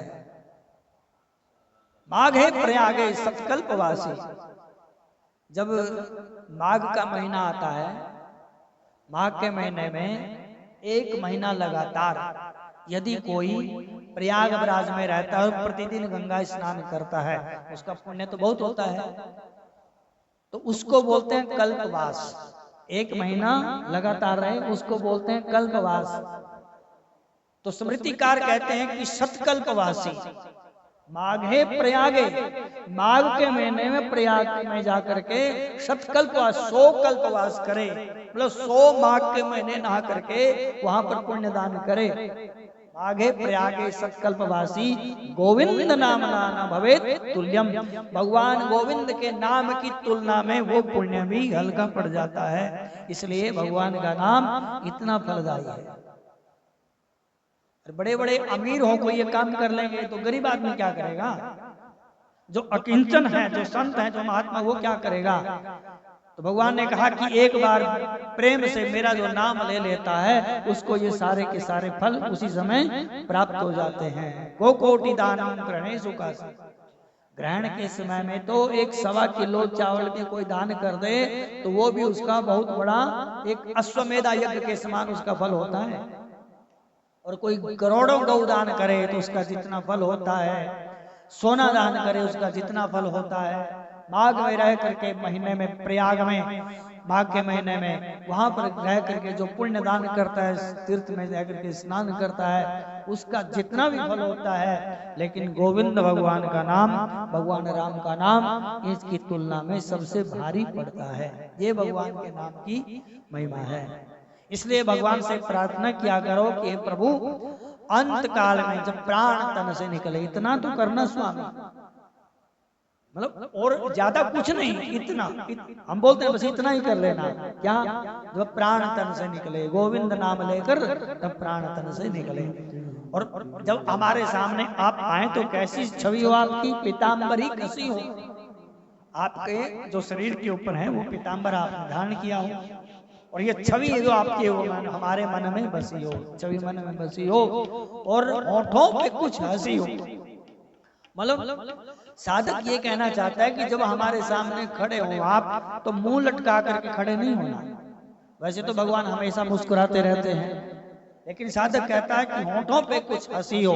कब? जब प्राण तन से निकले। इतना तो करना स्वामी, जब प्राण तन से निकले, गोविंद नाम लेकर तो प्राण तन से निकले, उस वक्त जल्दी आना।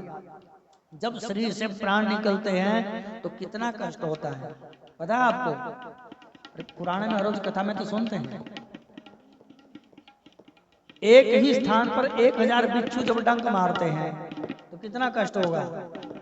बहुत कष्ट होता है। एक ही ततैया काट जाए है? तो 24 घंटे तो नींद नहीं आती है, पानी पीने को मन नहीं करता। तो 1000 बिच्छू जब डंक मारते हैं उनका कितना कष्ट होता है। तो इतना कष्ट होता है जब शरीर से प्राण निकलते हैं।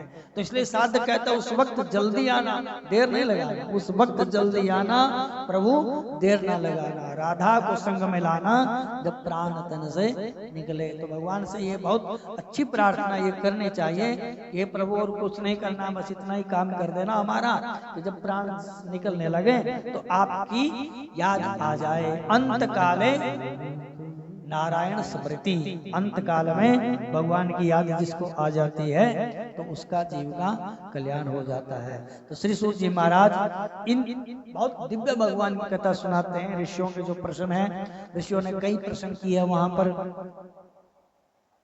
आप हमें कथा सुनाते हैं, कथा का सार सुनाइए जो हमारे कानों के लिए रसायन बने, और भगवान के अवतारों का वर्णन कीजिए, भगवान ने कौन कौन सी लीलाएं की। तो कई प्रकार के प्रश्न किए हैं। तो यहाँ पर अवतारों का वर्णन करते हैं, जो 24 अवतार हैं हमारे। अब यहाँ तो प्रमाणिक तो 24 है ना, अब भारतवर्ष में तो नए नए अवतार हर रोज पैदा हो रहते हैं। कभी कोई भगवान प्रकट हो गए, कभी कोई भगवान प्रकट हो गए, बोलो जय सिया राम। लेकिन जो प्रमाणिक है भागवत के अनुसार जो हमारे भगवान वही हमारे तो यहाँ पर बताया गया कि अवतारों की जब गिनती हुई तो भगवान के जो 24 अवतार हैं उसमें सबसे पहला अवतार सनकादि ऋषियों का है।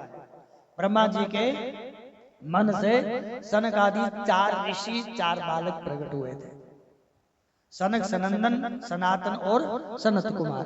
तो इन्होंने हमको बताया कि संसार के प्रपंच में मत पड़ो, भगवान का भजन करो, भगवान सबका कल्याण करने वाले हैं। और इनका एक मंत्र है हरि शरणम, बोलो हरि शरणम, हरि शरणम। बस मतलब हम हरि की शरण में हैं, ये इनका मंत्र है। दूसरा अवतार भगवान बाराह। बाराह का अर्थ है, बाराह में जब हम संधि विच्छेद कर देंगे तो बर और अह 2 शब्द बनते हैं। बर का अर्थ है श्रेष्ठ और अह का अर्थ होता है दिन। वो दिन हमारा श्रेष्ठ हो जाता है जिस दिन हम भगवान के भजन में उस दिन को निकाल देते हैं। दुनिया के प्रपंच में तो करते हैं, दुनिया के प्रपंच में लगे रहते हैं हम, लेकिन भगवान भजन का जब भजन की बारी आती है तब भगवान के भजन को हम विस्मृत कर देते हैं। मतलब समय होगा तो कर लेंगे, पूजा कर लेंगे, पाठ कर लेंगे, जप कर लेंगे, लेकिन जब समय नहीं होगा ना दुनिया के प्रपंच में पड़े होने से, तब भगवान का भजन थोड़ी करते हैं, वो जरूरी नहीं है। जो चीज जरूरी है उसको हमने गौण कर दिया और जो गौण है उसको हमने जरूरी मान लिया। बस यहाँ पे थोड़ी गड़बड़ होगी।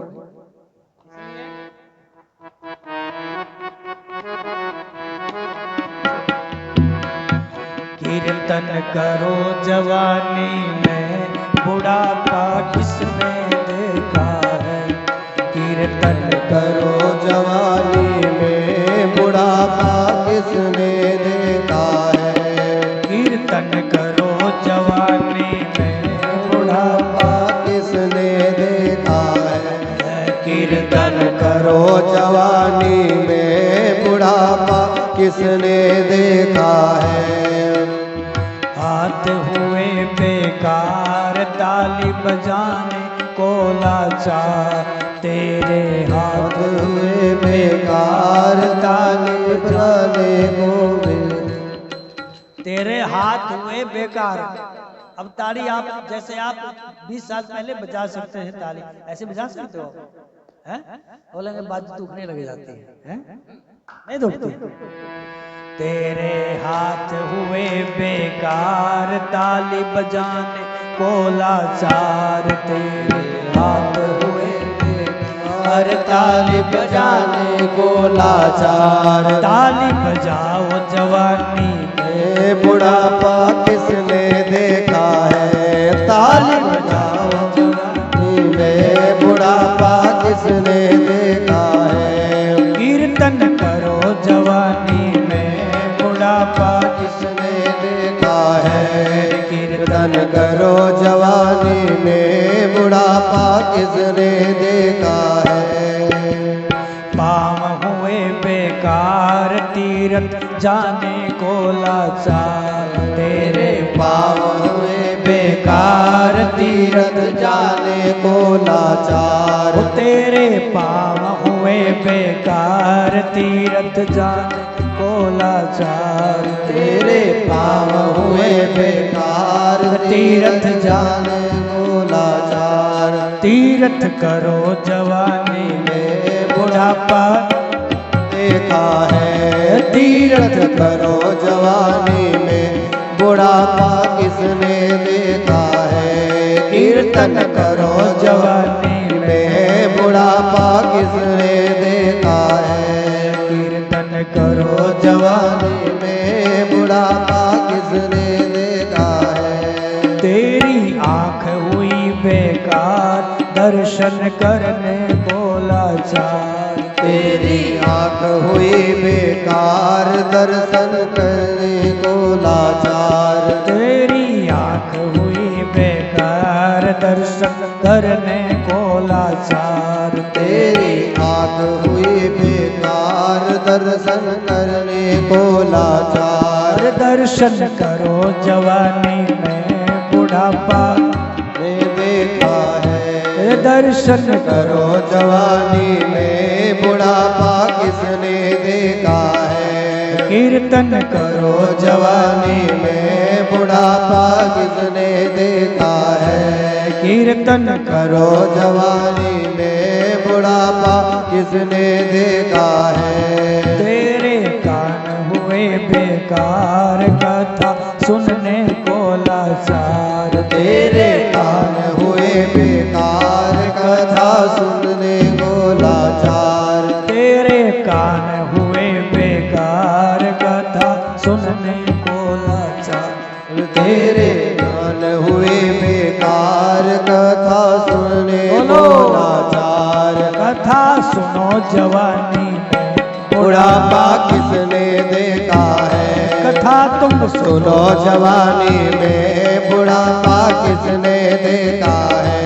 कीर्तन करो जवानी में बुढ़ापा किसने देखा है। कीर्तन करो जवानी ये बुढ़ापा किसने देखा है। बोलो गोविंद भगवान की जय। तो वो दिन हमारे लिए श्रेष्ठ होता है जिस दिन भगवान का भजन हो जाए, भगवान का कीर्तन हो जाए, वही सबसे बड़ा बढ़िया दिन है। इसलिए भगवान का दूसरा अवतार है बराहा। बराहा का अर्थ होता है, वैसे तो जंगली सुअर होता है, भगवान पृथ्वी को ले जब रसातल में पृथ्वी को लेकर के चला गया था हिरण्यक्ष, तो भगवान ने वाराह भगवान का रूप धारण किया, तो वाराह बन करके भगवान पृथ्वी को लेकर के आए।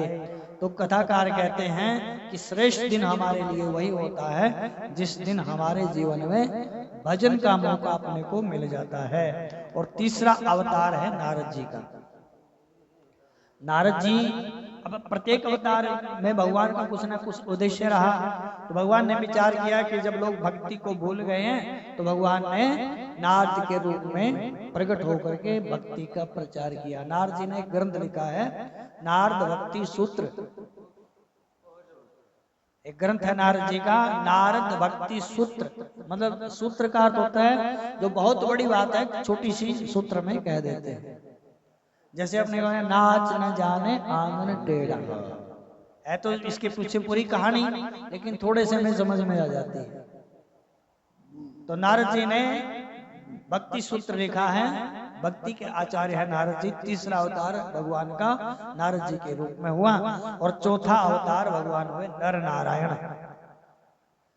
नर नारायण भगवान ने प्रकट होकर के तपस्या का मार्ग अपनाया और हमको संसारियों को यह बताया कि जीवन में तप करेंगे तो सुख मिलेगा। अपने को प्रत्येक क्षेत्र में तप करना पड़ता है। जब हम पढ़ते हैं, विद्यार्थी होते हैं, जब पढ़ते हैं, छोटे होते हैं तो हम परिश्रम करते हैं, तो उस परिश्रम को तप बोला गया है।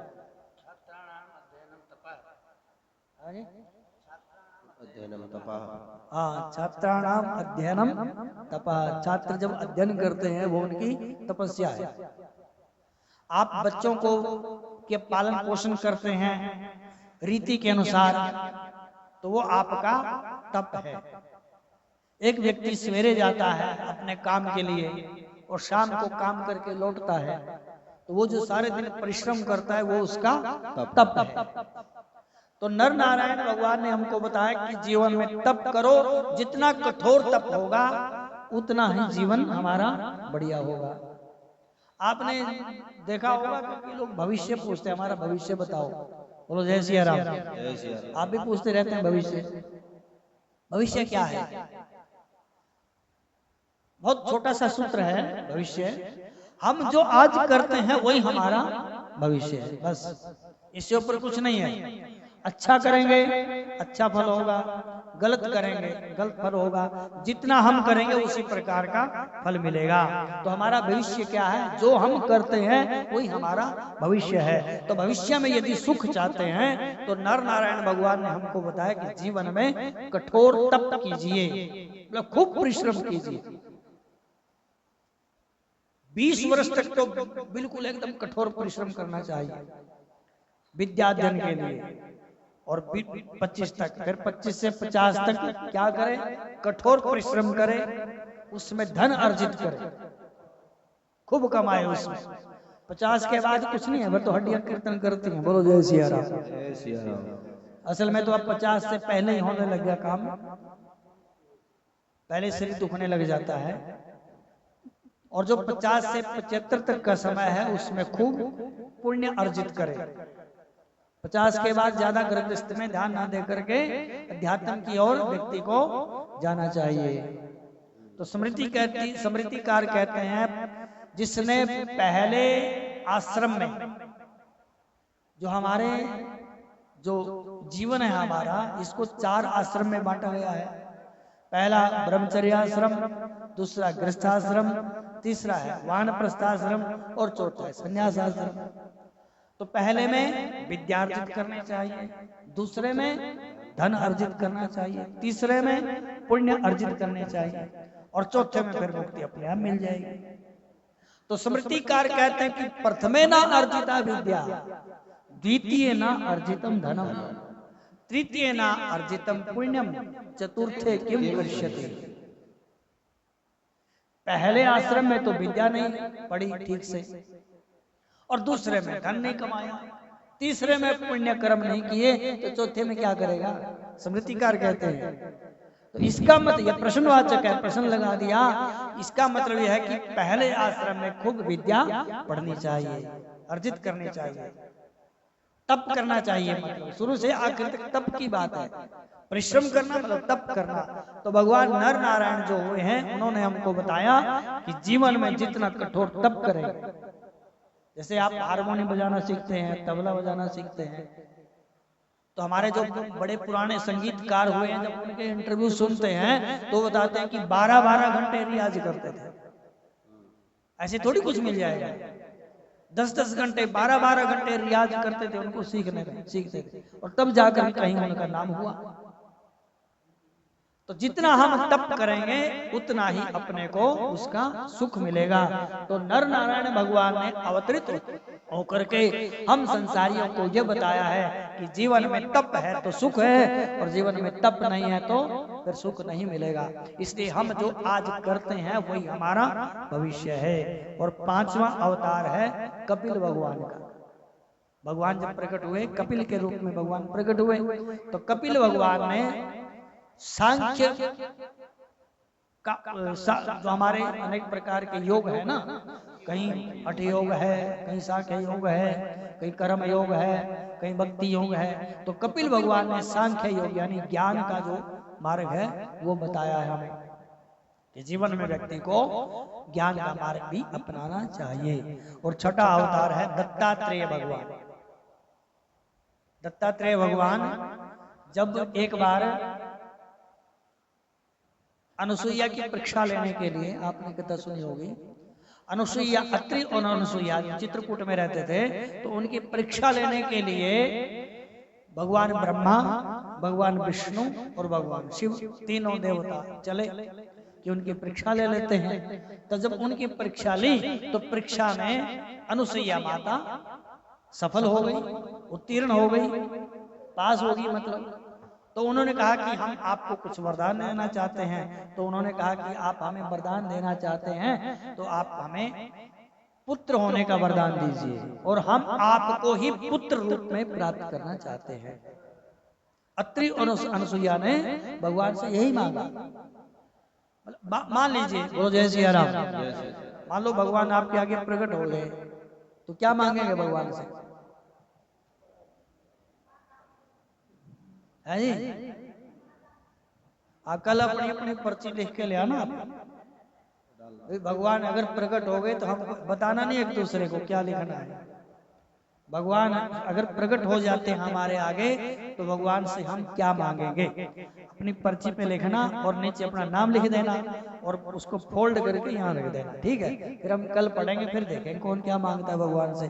बोलो जय सिया राम। जय सिया राम। तो अत्रि और अनुसुईया के आगे भगवान जब प्रकट हुए तो भगवान ने कहा कि क्या चाहिए? बोले प्रभु हम पुत्र चाहते हैं। अच्छा, पुत्र कैसा? आपको ही पुत्र के रूप में चाहते हैं, आप भी हमारे पुत्र बन करके आए। तो तीन थे, अब तीन आए तो तीन ही बनना पड़ेगा ना। फिर अगर राम जी प्रकट होते तो राम को बोलते, तो राम जी अकेले पुत्र बन करके आते। फिर कृष्ण को बोलते तो तीन बन करके आए। जो ब्रह्मा जी थे उनके आशीर्वाद से अनुसुईया माता ने चंद्रमा को जन्म दिया। चंद्रमा अत्रि पुत्र है, आत्रेय अत्रि पुत्र है चंद्रमा। और ब्रह्मा के प्रभाव से भगवान चंद्रमा बन करके आए। विष्णु भगवान के आशीर्वाद से भगवान दत्तात्रेय बन करके आए, और शंकर भगवान के आशीर्वाद से दुर्वासा जी बन करके आए। तो अत्रि और अनुसुईया के यहाँ पर ब्रह्मा के प्रभाव से चंद्रमा, भगवान नारायण के प्रभाव से दत्तात्रेय भगवान, और शंकर भगवान के प्रभाव से उनके आशीर्वाद से दुर्वासा जी महाराज प्रकट हुए। तो दत्तात्रेय में और नारायण भगवान में कोई भेद नहीं है, क्योंकि ये भगवान के अवतार हैं। तो इन्होंने हमको सिखाया कि इस चराचर सृष्टि के अंदर जो कुछ भी हमको दिखाई देता है वो सब हमारे गुरु हैं। बोलो सदगुरुदेव भगवान की जय। दत्तात्रेय जी के 1 2 4 थोड़ी थे, कितने गुरु थे? 24 गुरु थे उनके, याद रखना। कितने, कोई पूछ लेगा आपसे दत्तात्रेय जी महाराज के कितने गुरु थे? 24। वो कहते हैं कि जो हमको किसी भी प्रकार का पाठ पढ़ाता है वही हमारे गुरु हैं। तो किसी ने पूछा कि पेड़ को कहते हैं आपने गुरु बनाया, दत्तात्रेय जी महाराज कहते हैं ना कि पेड़ हमारे गुरु हैं। तो बोले पेड़ को आपने कैसे गुरु मान लिया? तो बोले पेड़ को हमने इसलिए गुरु रूप में प्रणाम किया कि पेड़ का जीवन जो है अपने लिए नहीं होता है, वो दूसरों के लिए होता है। वो छाया देता है, वो फल देता है, और बाद में जब सूख जाता है उसकी लकड़ी भी काम आती है। तो जीवन में व्यक्ति को पेड़ जैसा होना चाहिए। वो कहते हैं कि ये हमने उनसे शिक्षा ली है। कि साधक का जो जीवन है वो पेड़ के समान होना चाहिए, मतलब परोपकारी जीवन उसका व्यतीत होना चाहिए। दत्तात्रेय जी महाराज कहते हैं। उन्होंने एक कन्या को, जो छोटी सी कन्या 8 वर्ष की कन्या थी, उसको अपना गुरु बना लिया। तो दत्तात्रेय जी से पूछा कि कन्या से क्या सीखा आपने? बोले उस कन्या का वर्ण करने के लिए, सगाई करने के लिए उनके घर में मेहमान आ गए, तो मां घर में नहीं थी, और खाने के लिए उस समय वो चावल कूटने जा रही, ताजा ताजा कूटते थे, ताजा ताजा बनाते थे। वो उखल में चावल डाल रखे, चावल कूटने के लिए जा रही थी। तो जब चावल कूटने लगी, उनकी सेवा करने, अतिथि है मतलब मेहमान आए, उनकी सेवा तो करनी है। जब चावल कूटने लगी तो उसने अपने हाथ में चूड़ियां डाली हुई थी कन्या ने, और जब वो चावल कूट रही थी तो चूड़ियां बज रही थी आपस में। जब आप लगेंगे तो चूड़ियां बजेंगी, खन खन की आवाज आएगी। तो कन्या ने विचार किया कि मैं चावल कूट रही हूँ, अतिथियों को ऐसा लगेगा कि इनके घर में तो चावल भी नहीं है। तो उसने क्या किया, 2-2 चूड़ियां थी, एक एक चूड़ी निकाल करके रख साइड में, और फिर चावल कूटने लगी। तो फिर वो आवाज आनी बंद हो गई। तो दत्तात्रेय जी कहते हैं कि मैंने उस कन्या से यही शिक्षा ली है कि साधक को 2 नहीं, अकेले रहना चाहिए। जब 2 होंगे तो बातचीत भी करेंगे आपस में, तो मैं भी करेंगे, लड़ाई भी हो जाएगी, ज्यादा आसक्ति बढ़ जाएगी। इसलिए साधक को हमेशा अकेले रह करके भगवान का भजन करना चाहिए। हाँ, गुरु के आश्रम में भला ही रहे, लेकिन स्वतंत्र रूप से किसी के साथ नहीं रहना चाहिए। इसलिए हमने ये शिक्षा ली है। तो दत्तात्रेय जी से पूछा गया कि अजगर को आपने गुरु बनाया? बोले हाँ, अजगर हमारे गुरु जी हैं। तो अजगर से क्या शिक्षा ली? बोले साधक को ज्यादा 3-5 के चक्कर में नहीं पड़ना चाहिए, जो मिल जाए प्रारब्धवश उसी को ही अमृत समझ करके स्वीकार कर लेना चाहिए। अजगर एक जगह पड़ा रहता है और देव योग से जो भी आ गया उसके मुख में अपने आप चला जाता है। अभी तो हम सुन रहे थे, अजगर करे न चाकरी, पंछी करे न काम, दास मलुका कह गए सबके दाता राम। राम भगवान सबके दाता है। इसलिए दत्तात्रेय जी कहते हैं अजगर से हमने यही सीख ली है कि ज्यादा जो साधक है उसको ज्यादा दुनियादारी के चक्कर में नहीं पड़ना चाहिए। भगवान ने जिसको इस सृष्टि में पैदा करके भेजा है, खाने की व्यवस्था भी भगवान ने अपने आप उसकी कर रखी है। यदि हम किसी को दे करके 2-4 रोटी और 2 थोड़ा सा अन्नदान दे करके मन में सोचते हैं कि हम इसके दाता हैं, तो ये हमारा मिथ्या अहंकार है। बोलो जय सिया राम। जय श्री राम। एक आश्रम में एक महात्मा बैठे हुए थे। महात्मा थे भजनानंदी, माला लेके बैठे थे, सीताराम सीताराम सीताराम करते रहते थे। और जो व्यक्ति अपने आप में होता है ना, वो दूसरे को वैसा ही बनाना चाहता है। बोलो जय सिया राम। जय श्री राम। जो गाने वाला होगा तो उस जगह से ये मेरे साथ गाने वाला हो जाए, जो रेसलर होगा, पहलवान होगा, सोचता कि दूसरे ही पहलवान बन जाए। जो जुआरी होगा तो वो जुआरी को ढूंढेगा, जो शराबी होगा तो वो शराबी को ढूंढेगा। तो महात्मा जो होते हैं वो महात्मा को ढूंढते हैं। बोलो जय सिया राम। तो महात्मा सीताराम सीताराम करते रहते थे। तो एक आदमी आया वहां पे, भूख लगी बड़ी जोर की उसको। तो उसने कहा कि बाबा जी भूख लगी है बहुत जोर की, कुछ खाने को मिलेगा आश्रम में? तो बाबा ने कहा कि पहले बैठ करके भगवान का भजन करो। क्या करो? भगवान का भजन करो। आपके पेट में चूहे कूद रहे हो और फिर माला लेकर के बैठेंगे आप हैं? अरे भूखे भजन ना होई गोपाला, ये ले अपनी कंठी, ये अपनी माला। भूखे से थोड़ी होगा। स्वामी विवेकानंद ने एक बात बोली, स्वामी जी ने, विवेकानंद ने, कि जो भारत की जनता है इसको आध्यात्मिक बनाने से पहले इनके पेट को भरिए हैं।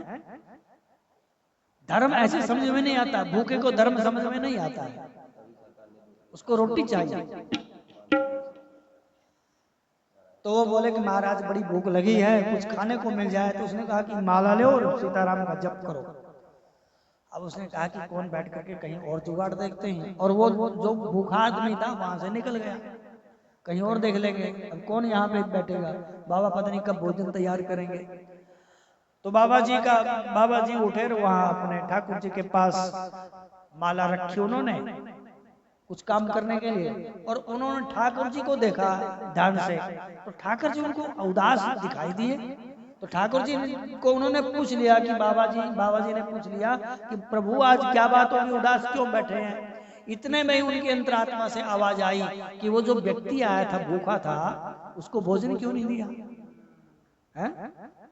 उसको भोजन क्यों नहीं दिया? तो तुम क्या समझते हो ये भोजन करेगा फिर हमको भोजन देंगे? तुम भोजन देने वाले कहां से होंगे? तो बाबा जी दौड़ करके उस आदमी के पास गए, भाग करके कहीं से ढूंढ डांड करके 2-4 गलियों में गए होंगे, भाग करके उसके पास गए, उसको अपने आश्रम में लेकर के आए, उससे क्षमा याचना की और उसको फिर खाने के लिए भोजन दिया। तो भगवान सबकी व्यवस्था करते हैं। भगवान भूखा सबको उठाते जरूर है, लेकिन भूखा सुलाते नहीं किसी को। भगवान सबकी व्यवस्था कर देते हैं। तो दत्तात्रेय जी महाराज ये कहना चाहते हैं कि अजगर करे न चाह करी, पंछी करे न काम। पंछी जो है वो कौन से कुछ करते हैं, लेकिन भगवान ने सबकी व्यवस्था कर दी है। इसलिए अजगर से हमने यही शिक्षा ली है कि साधक को ज्यादा भागदौड़ में नहीं पड़ना चाहिए। उसकी प्रारब्ध से अपने आप भगवान की कृपा होगी और उसको खाने को कुछ ना कुछ मिल जाएगा। बोलो जय सिया राम। इस प्रकार से बहुतों को उन्होंने बाण बांटने वाले, एक बाण बांट रहा था व्यक्ति, उससे भी शिक्षा ली। बाण समझ गए? रस्सी बांटते हैं, खाट बुनने के लिए रस्सी बांटते हैं। अब तो सब रेडीमेड हो गया। तो रस्सी बना रहा था, बांट रहा था एक आदमी, तो उसके पास से राजा की सवारी निकली, ढोल बाजे गाजे बज रहे थे, निकल गई सवारी और अपनी रस्सी बांटने में इतना मगन था कि उसको पता ही नहीं चला कि सवारी राजा की कब निकल गई, उसको पता ही नहीं चला। तो दत्तात्रेय जी महाराज कहते हैं कि हमने उस बाण बांटने वाले से यही शिक्षा ली है कि जीवन में जो कुछ होता रहे, किसी की परवाह नहीं करनी है, ना किसी की तरफ देखना है, बस अपने भगवान के भजन में लगे रहो। ये हमने उससे शिक्षा ली है। तो इस प्रकार से दत्तात्रेय जी महाराज ने भगवान, ये जो अवतार हैं भगवान के दत्तात्रेय जी, ये 6ठे नंबर के अवतार हैं और इन्होंने 24 गुरुओं के माध्यम से हमको ये बताया इस चराचर के अंदर जो कुछ भी दिखाई देता है, जहां से अपने को जो कुछ मिल जाता है वही हमारे गुरु हैं। अग्नि को गुरु बनाया, पृथ्वी को गुरु बनाया, हवा को गुरु बनाया, सूर्य को गुरु बनाया, चंद्रमा को गुरु बनाया, सबको उन्होंने जो भी मिला उसको सबसे कुछ ना कुछ शिक्षा प्राप्त की। इसलिए साधक का और हमारा जो ये धर्म बनता है कि जहां से भी अपने को कुछ सीखने को मिल जाए उसको गुरु रूप में प्रणाम करना चाहिए और वहां से कुछ ना कुछ शिक्षा अवश्य लेनी चाहिए। बोलो जय सिया राम। दक्ष महाराज की एक बेटी थी जिसका नाम था आकुति। उसका विवाह रुचि प्रजापति के साथ हुआ। उनके घर में भगवान ने यज्ञ नारायण के रूप में प्रकट होकर के हमको बहुत अच्छी शिक्षा दी है कि व्यक्ति को यज्ञ कर्म में अपना ध्यान लगाना चाहिए, यजन करना चाहिए। तो भगवान ने यज्ञ रूप में प्रकट होकर के सबका कल्याण किया। उसके बाद एक अवतार है भगवान का ऋषभदेव का। ऋषभदेव भगवान हुए, उनके 100 पुत्र थे। उनमें से जो हम जड़ भरत जी महाराज की कथा सुनते हैं वो भी उनके एक पुत्र हैं। और इन्होंने परमहंसों का मार्ग दिखाया सबको कि व्यक्ति को परमहंसों करके भी जीवन व्यापन किया जा सकता है। आगे जो 9वां अवतार है वो हुआ पृथु महाराज का। जो हम धरती है ना, इसको पृथ्वी बोलते हैं। तो पृथ्वी जो नाम पड़ा है पृथु महाराज से ही इस धरती का नाम पड़ा। उन्होंने औषधियों का दोहन किया और जो अनेक बंजर भूमि थी उस पे उन्होंने कई प्रकार से हल चला करके आदि आदि और बहुत सुंदर शिक्षा दी है कि उन्होंने धरती माता को गौ के रूप में माना है और अपने आप बछड़े बन करके जैसे गौ माता का दोहन करते हैं उसी प्रकार से पृथु महाराज ने धरती माता का दोहन किया। मत्स्य अवतार के रूप में भगवान प्रकट हुए मछली के रूप में। उन्होंने एक मनु महाराज हुए वैवस्वत मनु, उनकी उन्होंने रक्षा की। उसके बाद भगवान का एक अवतार हुआ कूर्म अवतार। कूर्म का मतलब होता है कछुआ। कछुआ जो भगवान है जिस देश काल परिस्थिति के अनुसार जैसा उनको होना चाहिए वैसे भगवान बन जाते हैं। कई भगवान नरसिंह बन जाते हैं, कई बार भगवान कच्छू बन जाते हैं, कई बार भगवान मत्स्य बन जाते हैं, कभी कुछ बन जाते हैं, कभी कुछ बन जाते हैं। तो भगवान यहाँ पे भगवान कूर्म अवतार कछुआ बन करके आए। जब मंद्रांचल पर्वत नीचे जा रहा था, समुद्र मंथन जब हुआ, तो उस मंद्रांचल को देवताओं की रक्षा के लिए, देवताओं के कल्याण के लिए भगवान ने कूर्म यानी कछुआ बन करके अपनी पीठ के ऊपर धारण किया। उसके बाद भगवान धनवंतरी बन करके आए, अमृत कलश लेकर के। उसके भगवान मोहिनी अवतार बने। उसके बाद भगवान 14वें नंबर पे नरसिंह बन करके और 15 नंबर पे भगवान वामन बन करके आए। बोलो जय सिया राम। जय श्री राम। वामन भगवान का अवतार संतोष का प्रतीक है। हमें बताता है कि जीवन में संतोष होना चाहिए। राजा बलि ने के भगवान जब यहाँ पर जाते हैं भगवान जी, तो राजा बलि उनको बहुत कुछ देने के लिए तैयार हो जाते हैं, लेकिन भगवान ने क्या मांगा कि 3 कदम भूमि अपने को चाहिए बस। और जब आदमी अंत काल में शरीर छोड़ करके जाता है तो कितनी जगह की जरूरत होती है उसको? है? बस 3 कदम, इससे ज्यादा नहीं। तो भगवान ये कहना चाहते हैं कि जिसको इतने में ही संतोष नहीं हुआ तो उसको तो सारा चक्रवर्ती सम्राट भी बना दो ना, कुबेर का सारा भी खजाना भी दे दो ना, तब भी वो संतुष्ट होने वाला नहीं है। बोलो जय सिया राम। जीवन में संतुष्टि होना बहुत जरूरी है।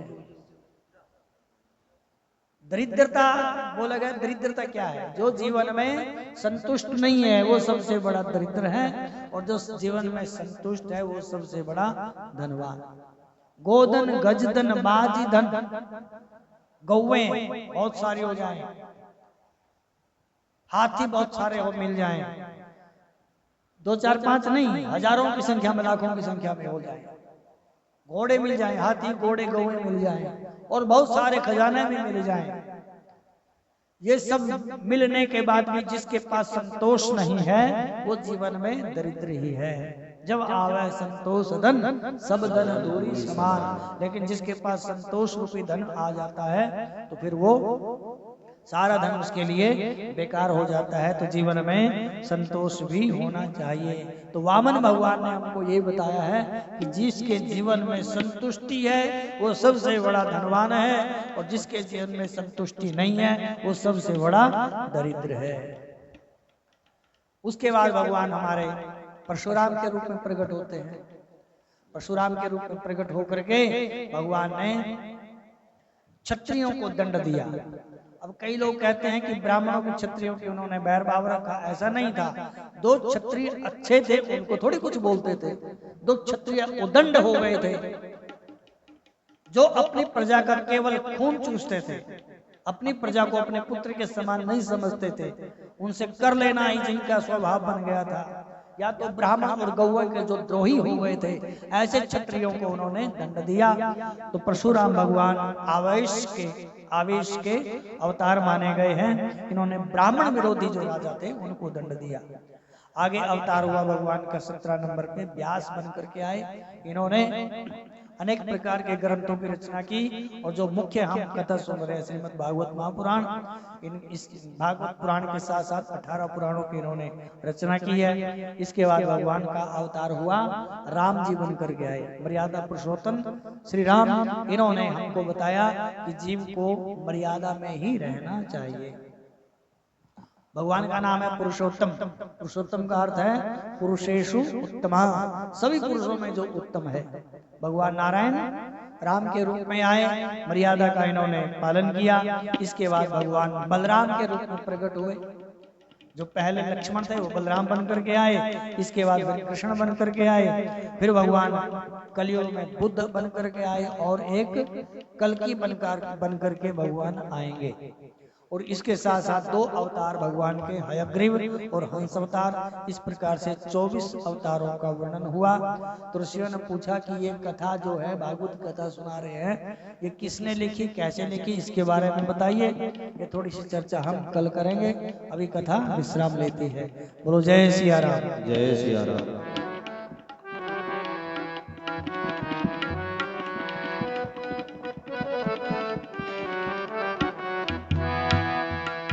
राम नाम के साबुन से जो मन का मैल छुड़ाएगा,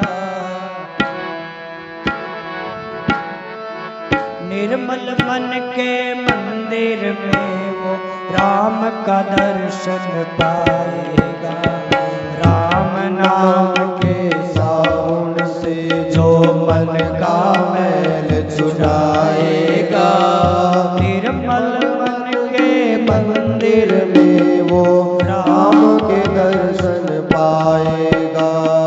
निर्मल मन के मंदिर में वो राम के दर्शन पाएगा।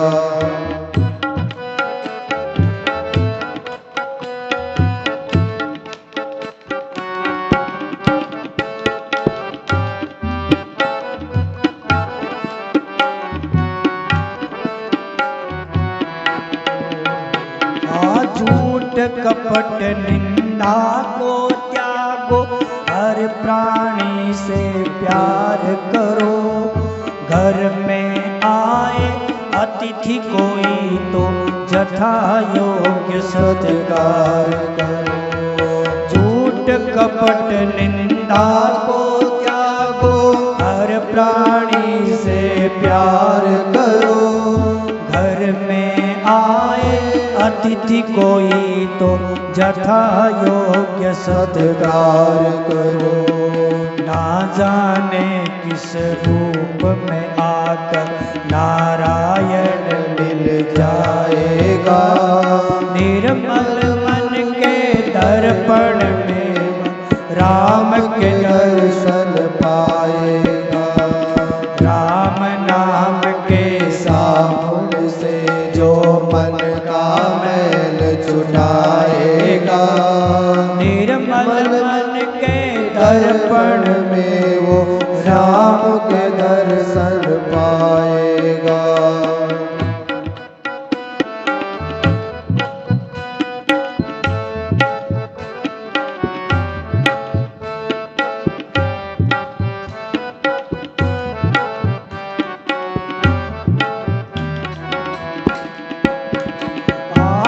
शरीर अनमोल रे प्राणी प्रभु कृपा से पाया है। झूठे जग प्रपंच में पड़कर क्यों प्रभु को बिसराया है। नर शरीर अनमोल रे प्राणी प्रभु कृपा से पाया है। झूठे जग प्रपंच में पड़कर क्यों प्रभु को बिसराया है। समय हाथ से निकल गया तो समय हाथ से निकल गया तो सिर धुन धुन पछताएगा। निर्मल मन के दर्पण में तू राम के दर्शन पाएगा। राम नाम के साबुन से जो मन का मैल छुड़ाएगा। निर्मल मन के दर्पण में वो राम के दर्शन पाएगा।